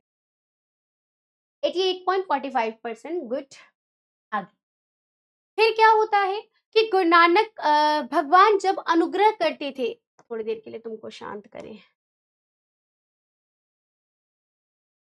भगवान जब अनुग्रह करते हैं तो अपनी दिव्य ज्योति ऐसे महान संतों में उतार देते हैं। एक बार जब यह ज्योति मानव देह को आश्रय करके उतरती है तो वह चुपचाप नहीं बैठती, वह क्रियात्मक होती है। नीचे गिरे हुए अभाजन लोगों को वह प्रभावित करती है, ऊपर उठाती है। जैसे फॉर एग्जाम्पल, मैं यहाँ किसी से तुलना नहीं कर रही, या मैं किसी का यहाँ पर एडवर्टीजमेंट नहीं कर रही, या मैं अपनी एक सोच बता रही हूँ, ठीक है? जैसे अभी अगर हम बात करें आध्यात्म से जोड़े, अगर आध्यात्म की बात करें, अगर कोई बच्चा जुड़ा हो, ठीक है? तो जैसे अगर यहाँ पर अगर हम कोई मॉमडन है, ठीक है? आप मौलवी जी से मिलते होंगे, आप उनसे जब बात करते होंगे, वो आपको जो शिक्षा देते होंगे, जो सीख देते होंगे, वो कहीं न कहीं आपको प्रभावित करते होंगे, करते होंगे। उसी तरीके से अगर मैं अभी के टाइम पर एक बहुत बड़े संत जैसे यहाँ पर फेमस हो रहे हैं, जैसे आपको पता होगा, मैं प्रेमानंद जी के बारे में बात करूँ, आप कभी उनसे बात करिए, लोग कितने ज़्यादा इंस्पायर हो रहे हैं, कितने ज़्यादा उनसे प्रेरणा ले रहे हैं ना, लोगों को मोटिवेट कर रहे हैं। अब यहाँ पर मैं किसी साधु, संत या किसी को प्रमोट करने की बात नहीं कर रही हूँ। यहाँ मैं कभी इन चीज़ों में विश्वास भी नहीं करती थी, ना करती हूँ। मेरे अंदर एक चीज़ है कि अगर मुझे कोई सकारात्मक दृष्टि से सीख दे रहा है, तो वो सीखने की चीज़ है। मेरे लिए फिर चाहे वो कोई भी हो, चाहे वो छोटा बच्चा भी क्यों ना हो। अगर वो मुझे कोई सकारात्मक सोच लाने के लिए मुझे पॉज़िटिव फीलिंग दे सकता है, तो वो मेरे लिए गुरु के समान है ना? और वो सही है मेरे लिए। जहाँ समाज के कल्याण की बात हो रही हो, जहाँ मेरे कल्याण की बात हो रही हो, जहाँ मेरे से कल्याण कराने की बात हो रही हो, वो सब फिर अच्छा है ना? तो आप प्रेमानंद महाराज को अगर सुन रहे हो या उनको देखते हो, तो कितना ज़्यादा लोगों को इंस्पायर कर रहे हैं इस समय, है ना? लोगों को इस तरह से मोटिवेट करते हैं कि लोग, बहुत सारे ऐसे लोग हैं कि गलत काम छोड़कर अच्छे काम करने लगे हैं, या जो नहीं कर पा रहे थे काम, वो भी काम करने लगे, इतने मोटिवेट हो गए। तो कहीं न कहीं गुरु नानक देव जी भी ऐसे ही थे। उनसे भी कहीं ज़्यादा अगर मैं कहूँ, तो ईश्वर जब खुद नहीं आ पाते, ऐसा कहा जाता है, तो वो अपने जैसे बोलते हैं ना, शिष्य छोड़ देते हैं, अपने शिष्य भेज देते हैं, और फिर वही वो लोग इस तरह से लोगों को प्रेरणा देते हैं कि लोग उनकी बातों को मानते ही मानते हैं। एक बार जब ये ज्योति मानव देह को आश्रय करके उतरती है तो चुप नहीं बैठती। जैसे ये जब उनको शरीर मिलता है तो वो चुपचाप नहीं बैठते, वो कुछ कर्म करने आते हैं, लोगों को सीख देने आते हैं, जैसे गुरु नानक देव जी देने आए थे, ठीक है? वह उतरती है और ऊपर उठती है। इन पुराने परिभाषिक शब्दों में कहें तो कुछ इस प्रकार होगा कि एक ओर उसका अवतार होता है, दूसरी ओर उसका उद्धार होता है। अवतार और उद्धार की ये लीला भगवान के प्रेम का सक्रिय रूप है, जिसे पुराने भक्तजन अनुग्रह कहते हैं। आज से लगभग 500 वर्ष पहले परम प्रयाण हरि का यह अनुग्रह सक्रिय हुआ था। वह आज भी क्रियाशील है। आज कदाचित गुरु की वाणी की अधिक तीव्र आवश्यकता अनुभूत हो रही है। ठीक है, पहले गुरु अगर हम देखें तो कृष्ण ने अवतार लिया था, है ना? कृष्ण ने अवतार लिया लोगों के हित के लिए। उसी तरीके से अगर हम गुरु नानक देव जी की भी देखें तो उन्होंने भी एक तरह से क्या भेजा, पृथ्वी पर भेजा लोगों के कल्याण के लिए। ठीक है, चलिए। तो संदर्भ तो सेम रहेगा। व्याख्या, द्विवेदी जी का मत है कि जब संसार पर ईश्वर की विशेष कृपा होती है तो उसकी अलौकिक ज्योति किसी संत के रूप में इस संसार में अवतरित होती है। तात्पर्य है कि ईश्वर अपनी दिव्य ज्योति को किसी महान संत के रूप में प्रस्तुत करके उसे इस जगत का उद्धार करने के लिए पृथ्वी पर भेजता है। जैसे आई थिंक अगर हम उसमें देखें तो पैगंबर मोहम्मद जी को आई थिंक भेजा गया था, जहां तक मुझे मतलब मे बी मैं शायद गलत हूँ, मुझे जहां तक पता नहीं है। लेकिन आप देखिए लोग उनसे कितना ज़्यादा सीखे थे, कितना कुछ उनकी बातों को मानते हैं, है ना? एक बार मुझे क्लियर करिएगा बेटा, क्या मैं सही बोल रही हूँ? जहाँ तक मुझे पता है, मेबी शायद गलत हो। एक बार आप मुझे बताएँगे क्या मैं बिल्कुल सही बोल रही हूँ? ठीक है? तो लोग उनसे क्या करते हैं, जैसे अगर हम ईसाई धर्म की बात करें तो जीसस के अनुयायी जैसे जो जुड़े, उनके मत को लेकर चले, ठीक है? महात्मा बुद्ध को ले लें, गौतम बुद्ध को ले लें, तो उनके अनुयायी जुड़े, उनको लेकर चले। अब वो एक तरह से उनके लिए ईश्वर हो गए। अब अगर आज के टाइम पे यस, ओके ठीक है बेटा। इसी तरीके से अगर हम अगर बात करें आज के टाइम में अ, दलित समाज के लिए कितना करा था अम्बेडकर जी ने, तो अम्बेडकर जी उनके लिए ऐज़ ए क्या हैं? गुरु हैं, ईश्वर के समान है ना? तो ये चीज़ें हैं। ईश्वर निरीह लोगों के कष्टों को दूर करने, निरीह मतलब जो सबसे ज़्यादा असहाय होते हैं, जिनकी कोई सहायता नहीं करता, उनकी सहायता करने के लिए इसलिए वह दिव्य ज्योति मानव शरीर प्राप्त करके चैन से नहीं बैठती, वरना उनके उद्देश्य की पूर्ति के लिए सक्रिय होती है। मानव रूप में जब भी ईश्वर अवतार लेता है, तब वह इस विश्व का उद्धार तथा कल्याण होता है। प्राचीन भक्ति साहित्य में ईश्वर की दिव्य ज्योति का मानव रूप में जन्म, अवतार और उद्धार कहा गया है। इस दिव्य ज्योति का अवतार अर्थात उतरना होता है और सांसारिक प्राणियों का उद्धार अर्थात ऊपर उठना होता है। आचार्य द्विवेदी अंत में कहते हैं कि ईश्वर का अवतार लेना, प्राणियों का उद्धार करना ईश्वर के प्रेम का सक्रिय रूप है। भक्तजन इसे भक्ति की विशेष कृपा मानकर अनुग्रह की संज्ञा देते हैं। भगवान में प्रेम का क्या सक्रिय रूप है? तो अवतार और उद्धार की लीला। सज्जन का क्या कार्य होता है? तो संत जन जो होते हैं उन लोगों का काम उद्धार करना होता है। उद्धार करना, लोगों को मुसीबतों से बाहर निकालना। अनुग्रह का क्या तात्पर्य है? तो भगवान का अवतार लेकर गिरे जनों का उद्धार करने की लीला को अनुग्रह कहते हैं। ठीक है, लास्ट हमारा आ जाता है कि महागुरु नई आशा, नई उमंग, नए उल्लास की आशा में आज इस देश की जनता तुम्हारे चरणों में प्रणित निवेदन कर रही है। आशा की ज्योति विकीर्ण करो, मैत्री और प्रीति की स्निग्ध धारा को क्या करो, आप पल्लवित करो। ठीक है, और हम उलझ गए हैं, भटक गए हैं, पर कृतज्ञता अब भी हम में रह गई है। आज भी हम तुम्हारी अमृतोपम वाणी को भूल नहीं गए हैं। कृतज्ञ भारत का प्रणाम अंगीकार। अंत में वो कहते हैं कि अब वो लास्ट में उनको प्रणाम करते हुए कहते हैं कि आज भी हे गुरु, ठीक है, आपकी नई मतलब हमें नई आशा दो, नया उमंग दो, नया उल्लास दो और हमारे अंदर मतलब प्रेम, मित्रता का वो धारा फिर से बहा दो। हम आज भी उलझे हुए हैं, भटके हुए हैं, लेकिन हमारे अंदर आज भी एहसान मानने की क्या है, वो जो छोटी-सी चीज़ बची हुई है, वो है। और हम आपका आह्वान करते हैं कि आप जैसे आप पहले आए थे, हमारे अंदर सुधार लाए थे, हमारे इस निवेदन को स्वीकार करो, हमारी कृतज्ञता को स्वीकार करो, ये कहा गया है। ठीक है? तो संदर्भ सेम रहेगा और अर्थ आप इसका लिख देंगे कि लेखक गुरु से प्रार्थना करते हैं कि वे भटके हुए भारतवासियों के हृदय में प्रेम, मैत्री, सदाचार का विकास करके उनमें नई आशा, नए उल्लास और नए उमंग का संचार करें। इस देश की जनता उनके चरणों में अपना प्रणाम निवेदन करती है। लेखक का कथन है कि वर्तमान समाज में रहने वाले भारतवर्षी कामना, लोभ, तृष्णा, ईर्ष्या, ईर्ष्या मतलब जलन की भावना, ऊंच नीच, जातीय सांप्रदायिकता सब त्याग कर जैसे जो गुण लिए भटक रहे हैं, उनको मतलब उनके अंदर की ये जो बुराई है उनको मिटाएं। और आज भी हम आपको क्या करते हैं, प्रणाम करते हैं, आप हमारे अंदर एक सुधार लाने का कार्य करें, ये कहा गया। ठीक है, कृतज्ञ भारत का प्रणाम अंगीकार करो का क्या अर्थ है कि कृतज्ञ भारत का प्रणाम अंगीकार करो का मतलब आप कृतज्ञ भारतवासियों के प्रणाम को स्वीकार करने की कृपा करें। कृतज्ञता का अर्थ क्या होता है? किसी के उपकार का अंगीकार करके सम्मान देना, जैसे हम बोलते हैं ना एहसान मानना। ठीक है, कृतज्ञ मतलब एहसान मानना। ठीक है, कृतज्ञ मतलब होता है जो किसी का एहसान न माने।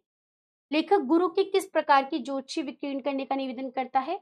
तो आशा, गुरु के आशा की ज्योति विकीर्ण करने की निवेदन करता है। गुरु नानक देव निबंध के लेखक कौन है? तो भाई Hazari Prasad Dwivedi ji. I think question दोबारा रिपीट हुआ। अब इस पे ये क्वेश्चंस आ जाते हैं दोबारा से, जो चैप्टर हमने अभी पूरा पढ़ा है अनुग्रह का अर्थ क्या होता है ये बताइए। तो अभी हमने पढ़ा था कि अपने उद्धार कर मतलब जन्म लेना और फिर लोगों का उद्धार करना अनुग्रह कहलाता है। अभी थोड़ी देर पहले हमने इसका क्वेश्चन। अपने समकालीन संतों में गुरु नानक देव जी किस प्रकार भिन्न थे? तो उनके अंदर प्रेम था, लोगों को बिना किसी कष्ट पहुंचाए उनको उनकी बातों का मत तोड़े बिना प्रेम से अपनी बात समझा देते थे। ठीक है। गुरु नानक देव जी की पाठ की भाषा शैली की 3 वाक्य लिखे। अगर मैं आपको लिखने के लिए छोड़ दूँ तो आप यही लिखोगे, कछू इनकी भाषा समझ ना आए, ऐसी भाषा है। लेकिन हम ये नहीं लिख सकते ना हज़ारी प्रसाद द्विवेदी जी को। तो गुरु नानक देव जी पाठ की भाषा अत्यंत सरल है, प्रभावमय है, ठीक है? इसमें उर्दू, फ़ारसी, अंग्रेज़ी एवं देशी शब्दों का प्रयोग किया गया है, यत्र-तत्र मुहावरों के भी प्रयोग किया गया है, ठीक है? भाषा आकर्षक है, ये लिख देना। गुरु नानक देव जी की सहज साधना से संबंधित लेखक के विचार संक्षेप में लिखिए। तो गुरु नानक देव जी की सहज साधना के पक्षधर थे, वे आडंबर में विश्वास नहीं रखते थे। वह जीवन की बड़ी कठिन साधना थी, सहज भाषा, बड़ी बलवती आस्था है। गुरु नानक देव जी के आविर्भाव काल को दर्शाते हुए उनके आने वाली समस्याओं का उल्लेख कीजिए। तो गुरु नानक देव जी के आने के समय पर क्या-क्या बुराइयाँ थी? तो भई जातिवाद था, संप्रदाय, धर्म, ऊंच-नीच ये सारी क्या थी? बुराइयाँ थी उस किस तथ्य के आधार पर लेखक ने कार्तिक पूर्णिमा को पवित्र बताया? क्योंकि इस दिन चंद्रमा पूर्ण होता है और गुरु नानक देव जी का जन्म हुआ था। गुरु नानक देव द्वारा दिए गए जनता के संदेश को अपने शब्दों में लिखिए। उन्होंने क्या कहा था कि जाति कुल के बंधनों से ये बेकार है, निरर्थक है, ठीक है? सबसे अच्छा क्या है कि प्रेम, प्रेम का स्वभाव ही सबसे अच्छा है। गुरु नानक देव जी ने बाह्य आडंबरों का विश्वास नहीं रखा था, ठीक है? उन्होंने कहा था कि सबसे अच्छा जो साधन है वो है प्रेम का। ये था आपका आज का पूरा चैप्टर। अब एक बार मुझे ओवरऑल आप लोग बता देंगे कि आपको चैप्टर समझ में आ गया। हाँ, इसमें थोड़ी-सी भाषा कठिन थी, क्लिष्ट थी, पर हमने इसका मोटा-मोटा अर्थ निकाल लिया कि क्या इन्होंने कहा है, सिंपल। और इसमें से एक वाला जो एग्ज़ाम में सबसे ज़्यादा आने का जो लकीर वाला मैंने बताया था ना, वही आता है भी है। अगर आने के चांसेस होंगे, तो वही लकीर वाले आने की चांसेस भी रहती हैं। ठीक है? क्लियर है? एक बार आप लोग मुझे बता देंगे, चैप्टर क्लियर है? ओके, क्लियर है। हाँ, कुछ जगह पर आपको मैं समझ रही होंगी कि ऐसा नहीं होगा कि आपको सारी चीज़ें एक साथ सारी चीज़ें आ गई होंगी, बेटा भाषा थी इसकी क्लिष्ट। आपको कहीं पर लगता है कि ये चीज़ समझ में नहीं आ रही है, तो उस चीज़ को रिवाइंड करके वापस से धीरे-धीरे एक बार फिर से सुनो। 2 से 3 बार सुनोगे आपको चीज़ें समझ में आ जाएँगी। जो चीज़ हम कभी पहले नहीं सुने होते हैं, जैसे कोई गाना आप सुनते हो, जब ये गाना आया था ना कोलावेरी कोला व्हाय दिस कोलावेरी कोलावेरी डी, ये गाना आया था? ये पहले गाना हमको याद था? समझ में आया था? नहीं समझ में आया, है ना? लेकिन फिर धीरे-धीरे ये गाना समझ में आने लगा। क्यों आने लगा? क्योंकि हमने उसको रिपीट करके सुना। तो कई चीज़ें हमने जब पहले नहीं सुनी होती है, भाषा क्लिष्ट लगती है, भाषा मुश्किल लगती है, तो उसको 2 से 3 बार सुनोगे तो चीज़ें समझ में आ जाएँगी। ठीक है? क्लियर है? हाँ, थोड़ी-थोड़ी चीज़ें हैं उसको दोबारा सुन लेना, समझ में आ जाएगा। नहीं जो चीज़ समझ में आए, ऐसा थोड़ी ना कि मैम अगली क्लास में बिल्कुल आएँगी नहीं, अगली क्लास में पूछ लेना, मैम तो यहीं पे हैं, ठीक है? और फिर जब कभी दोबारा मैं चैप्टर्स का रिवीज़न कराऊँगी, तो फिर से पढ़ा दूँगी इसको एक बार, ठीक? चलो, तो एक बार मैं आपके क्या ले लेती हूँ, डाउट ले लेती हूँ, फिर क्लास को एंड करते हैं। क्लियर है मैम? शिवा मैम हिंदी गद्य खंड के स्टार्टिंग के फर्स्ट और अरे! बाद चैप्टर हुआ है बेटा। पहला और दूसरा चैप्टर हो चुका है शिवा, आपने ये चैप्टर देखा नहीं है। गद्य का सबसे पहला चैप्टर था बात प्रताप नारायण मिश्र का, ये चैप्टर हो चुका है। आपने नहीं देखा, एक बार चेक करो। Thank you Ashmita.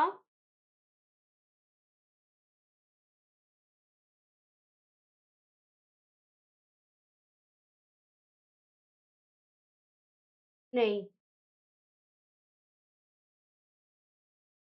यत्र तत्र यहाँ-वहाँ, मुहावरा नहीं है, यत्र तत्र कहीं-कहीं पर ही मतलब कहीं-कहीं पर हम बोलते हैं ना कहीं-कहीं पर, यत्र तत्र कहीं-कहीं पर मुहावरों का प्रयोग हुआ है, ये लिखा गया है। क्रांति बेटा, थैंक यू खुशी, थैंक यू अब्दुल्ला। ऐसे अब पूरी मिट चुकी है। ओह! हाँ, यश।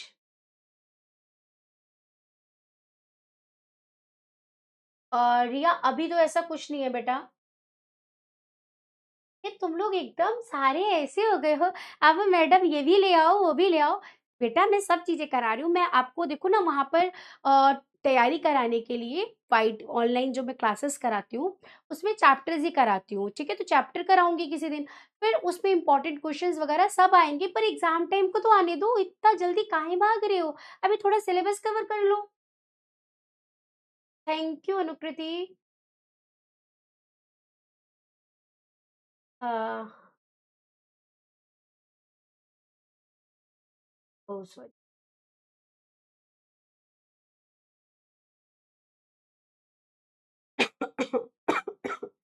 इसको हम ये कहेंगे बच्चा, शिवानी इसको हम ये कह सकते हैं कि आकर उसे हमें, मतलब बोलते हैं ना कोई चीज़ हमें आकर देना, है ना? हमें वो चीज़ धारण करवाओ, हमारे अंदर प्रेम की भावना आए, हमारे अंदर मतलब जैसे बोलते हैं ना कि स्निग्ध, स्निग्ध मतलब होता है प्रेम, ठीक है? प्रेम की भावना आए तो उससे हमको मिलवाओ, ये कहा है, इसका अर्थ ये निकलेगा।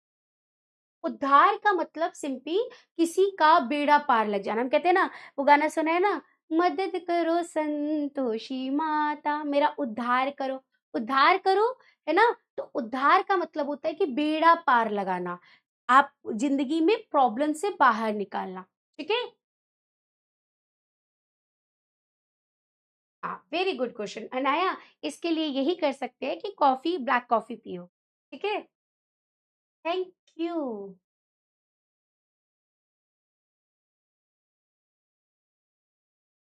Thank you Archana, thank you so much.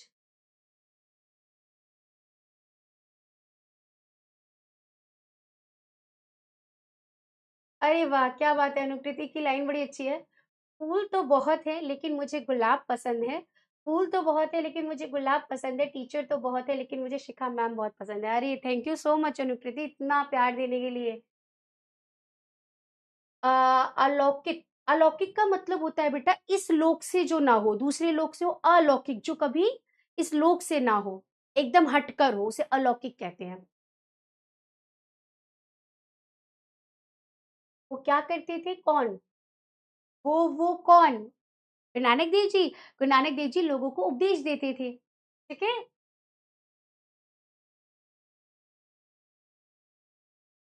Thank you. अध्यात्म, काव्य बेटा अध्यात्म का मतलब होता है अध्यात्म, आत्मा का अध्ययन। जैसे आप कोई भी अध्ययन करते हो ना, किसी चीज़ को मैथ्स पढ़ते हो, तो हिंदी पढ़ते हो, उसी तरीके से जो आत्मा का अध्ययन करता है, और आत्मा मतलब परमात्मा होती है। अपने आप को जान जाना अर्थात ईश्वर को जान जाना, तो उसी को हम बोलते हैं अध्यात्म। ठीक है?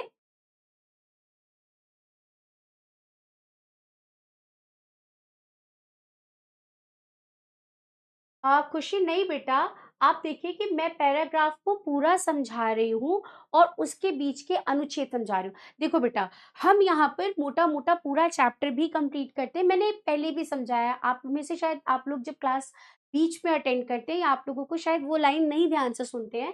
खुशी, मैंने ये चीज़ आकर बताई है कि चैप्टर को यहाँ पर मैं पूरा चैप्टर समझा दूँ और फिर अगर मैं आपको उसके रेखांकित अंश की व्याख्या ना करवाऊँ, तो भी आपको प्रॉब्लम होगी, और अगर मैं पूरा चैप्टर समझाऊँ और फिर से रेखांकित अंश की व्याख्या पढ़वाऊँ, तो आपको नहीं लगेगा कि हम रिपीटेडली चीज़ों को पढ़ रहे हैं, जो वैलिड नहीं होगा। तो पूरा चैप्टर ही खत्म हो जाता है आपके अनुच्छेद के अंदर। पैराग्राफ जो रेखांकित व्याख्या दी होती है, वो पूरा चैप्टर ही होता है। मैं कोई भी व्याख्या छोड़ती नहीं हूँ। हाँ, कोई ऐसा, अब देखो इसके अंदर एक ऐसा पैराग्राफ भी, एक ऐसी स्लाइड आई थी जिसपे कोई रेखांकित नहीं था। वो चैप्टर का हिस्सा था, मैंने तब भी उसको रखा हुआ था। तो मैं यहाँ पर आपको ओवरऑल पूरा चैप्टर समझा देती हूँ, जिससे आपका चैप्टर भी तैयार हो जाए, रेखांकित अंश की व्याख्या भी हो जाए, और जितना आपको स्मार्ट स्टडी के लिए पढ़ना हो, ठीक है? अदरवाइज़ बुक तो आपके पास भी है, पूरा पढ़ लोगे, पर जो एग्ज़ाम में आना है और जो ज़रूरी है और जो चैप्टर पूरा करा दे, उसको लेकर मैं चलाती हूँ। और बिलीव करो बेटा, आप ऐसे पढ़कर तो देखो चीज़ों को, आपको चीज़ें समझ में आएँगी, ठीक है? थैंक यू अंश। हाँ, कुमारी बेटा है तो, लेकिन चीज़ों को हमें समझ लेंगे ना, थोड़ा-थोड़ा भी चीज़ों को 2 बार 3 बार रिपीट करके सुन लेंगे, तो फिर डिफ़िकल्ट नहीं लगेगा।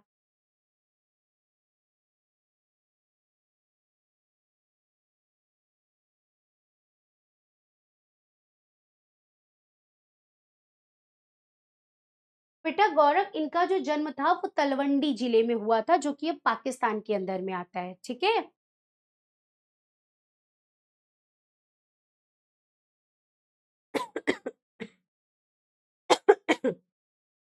हम्म। चलिए, तो यहाँ पर बहुत सारे मैंने डाउट ले लिए हैं और आशा करती हूँ कि अब आपको ये चैप्टर भी क्लियर होगा। ठीक है, अब इसके कुछ क्वेश्चन मैं आपको होमवर्क में दे रही हूँ, पर आपको डीपीपी वाले क्वेश्चन जरूर लगाइएगा। इसके नोट्स भी आपको मैं दे दूंगी, नोट्स भी आप पढ़ लीजिएगा, वो आपको एज ए समरी में हेल्प करेगा। ठीक है। शिवांश बेटा जल्दी चल जाएगी। ओके। ठीक है। ओके, तो अभी आज क्लास को यहीं पर एंड करें। हाँ, लीडर बोर्ड, अभिनव वेरी गुड। आज का लीडर बोर्ड ले लेते हैं हम। तो यहाँ पर सबसे पहले नंबर पे है प्रांजुल, फिर अभिनव, फिर रागिनी, कार्तिक, सागर, एक्सएक्सन, Siya and Ankita, Sunil and Aryan. Very good बेटा।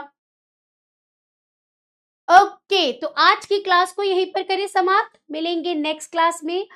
बेटा मैं यहाँ पर जितने भी डाउट थे वो मैक्सिमम मैंने डाउट कवर करे हैं। अब बहुत सारे डाउट हैं, ऐसे डाउट करने बैठेंगे तो एक क्लास और लेनी पड़ जाएगी। पर डाउट के आंसर आपको मिल जाते हैं, आप डाउट्स के सेक्शन में जाकर चेक कर सकते हैं, आपके डाउट का आंसर लिखा होता है। ठीक है, चलिए। ओके, तो क्लास को एंड करिए। हाँ, आज गाना गवा लो। अब्दुल्ला कहाँ बेटा? आज नहीं गाएंगे मैडम, बाद में गा देंगे। तो आप लोगों के बहुत सारे विशेस आए हैं, thank you so so so much कि आप लोग इतना सारा प्यार हमें देते हो। और एक टीचर की पहचान भी उसके स्टूडेंट से ही होती है ना। तो हम भी आपकी वजह से हैं, तो हमें बहुत अच्छा लगता है कि आप लोगों का इतना सारा प्यार हम लोगों के लिए आता है। तो थैंक यू सो मच। इसी तरीके से हम लोगों से प्यार करते रहो और लाइफ में खूब आगे बढ़ो, खूब आगे बढ़ो, इतनी उन्नति करो कि आप जब कभी टीचर बनो तो आप लोगों को भी इतना सारा प्रेम मिले। ठीक है, क्योंकि टीचर बनना बहुत कठिन कार्य होता है, ये बहुत आसान नहीं होता है, दिखता तो बहुत आसान है, लेकिन जब आप टीचर बनोगे तो आपको पता चलेगा कि टीचर के हाथ में आने वाली पीढ़ियों का भविष्य होता है। तो हमारे लिए एक एक कदम फूक फूक के रखने के बराबर होता है। जब बच्चा अच्छा अचीव करता है तो हम ये कहते हैं कि ये बच्चे ने किया है, लेकिन अगर कुछ गलत होता है ना तो हम ढाल की तरह आगे खड़े होकर आ जाते हैं कि हाँ हमने पढ़ाया था, अगर गड़बड़ हुई है तो हमसे हुई है। तो हमारा एक भी बच्चा पीछे नहीं रहना चाहिए। मेरा यही मानना है कि मेरे बैच का हर एक स्टूडेंट ये कहे कि हिंदी में अच्छे मार्क्स आने हैं तो आने हैं। कहाँ से पढ़े हैं? तो शिखा मैडम से पढ़े हैं।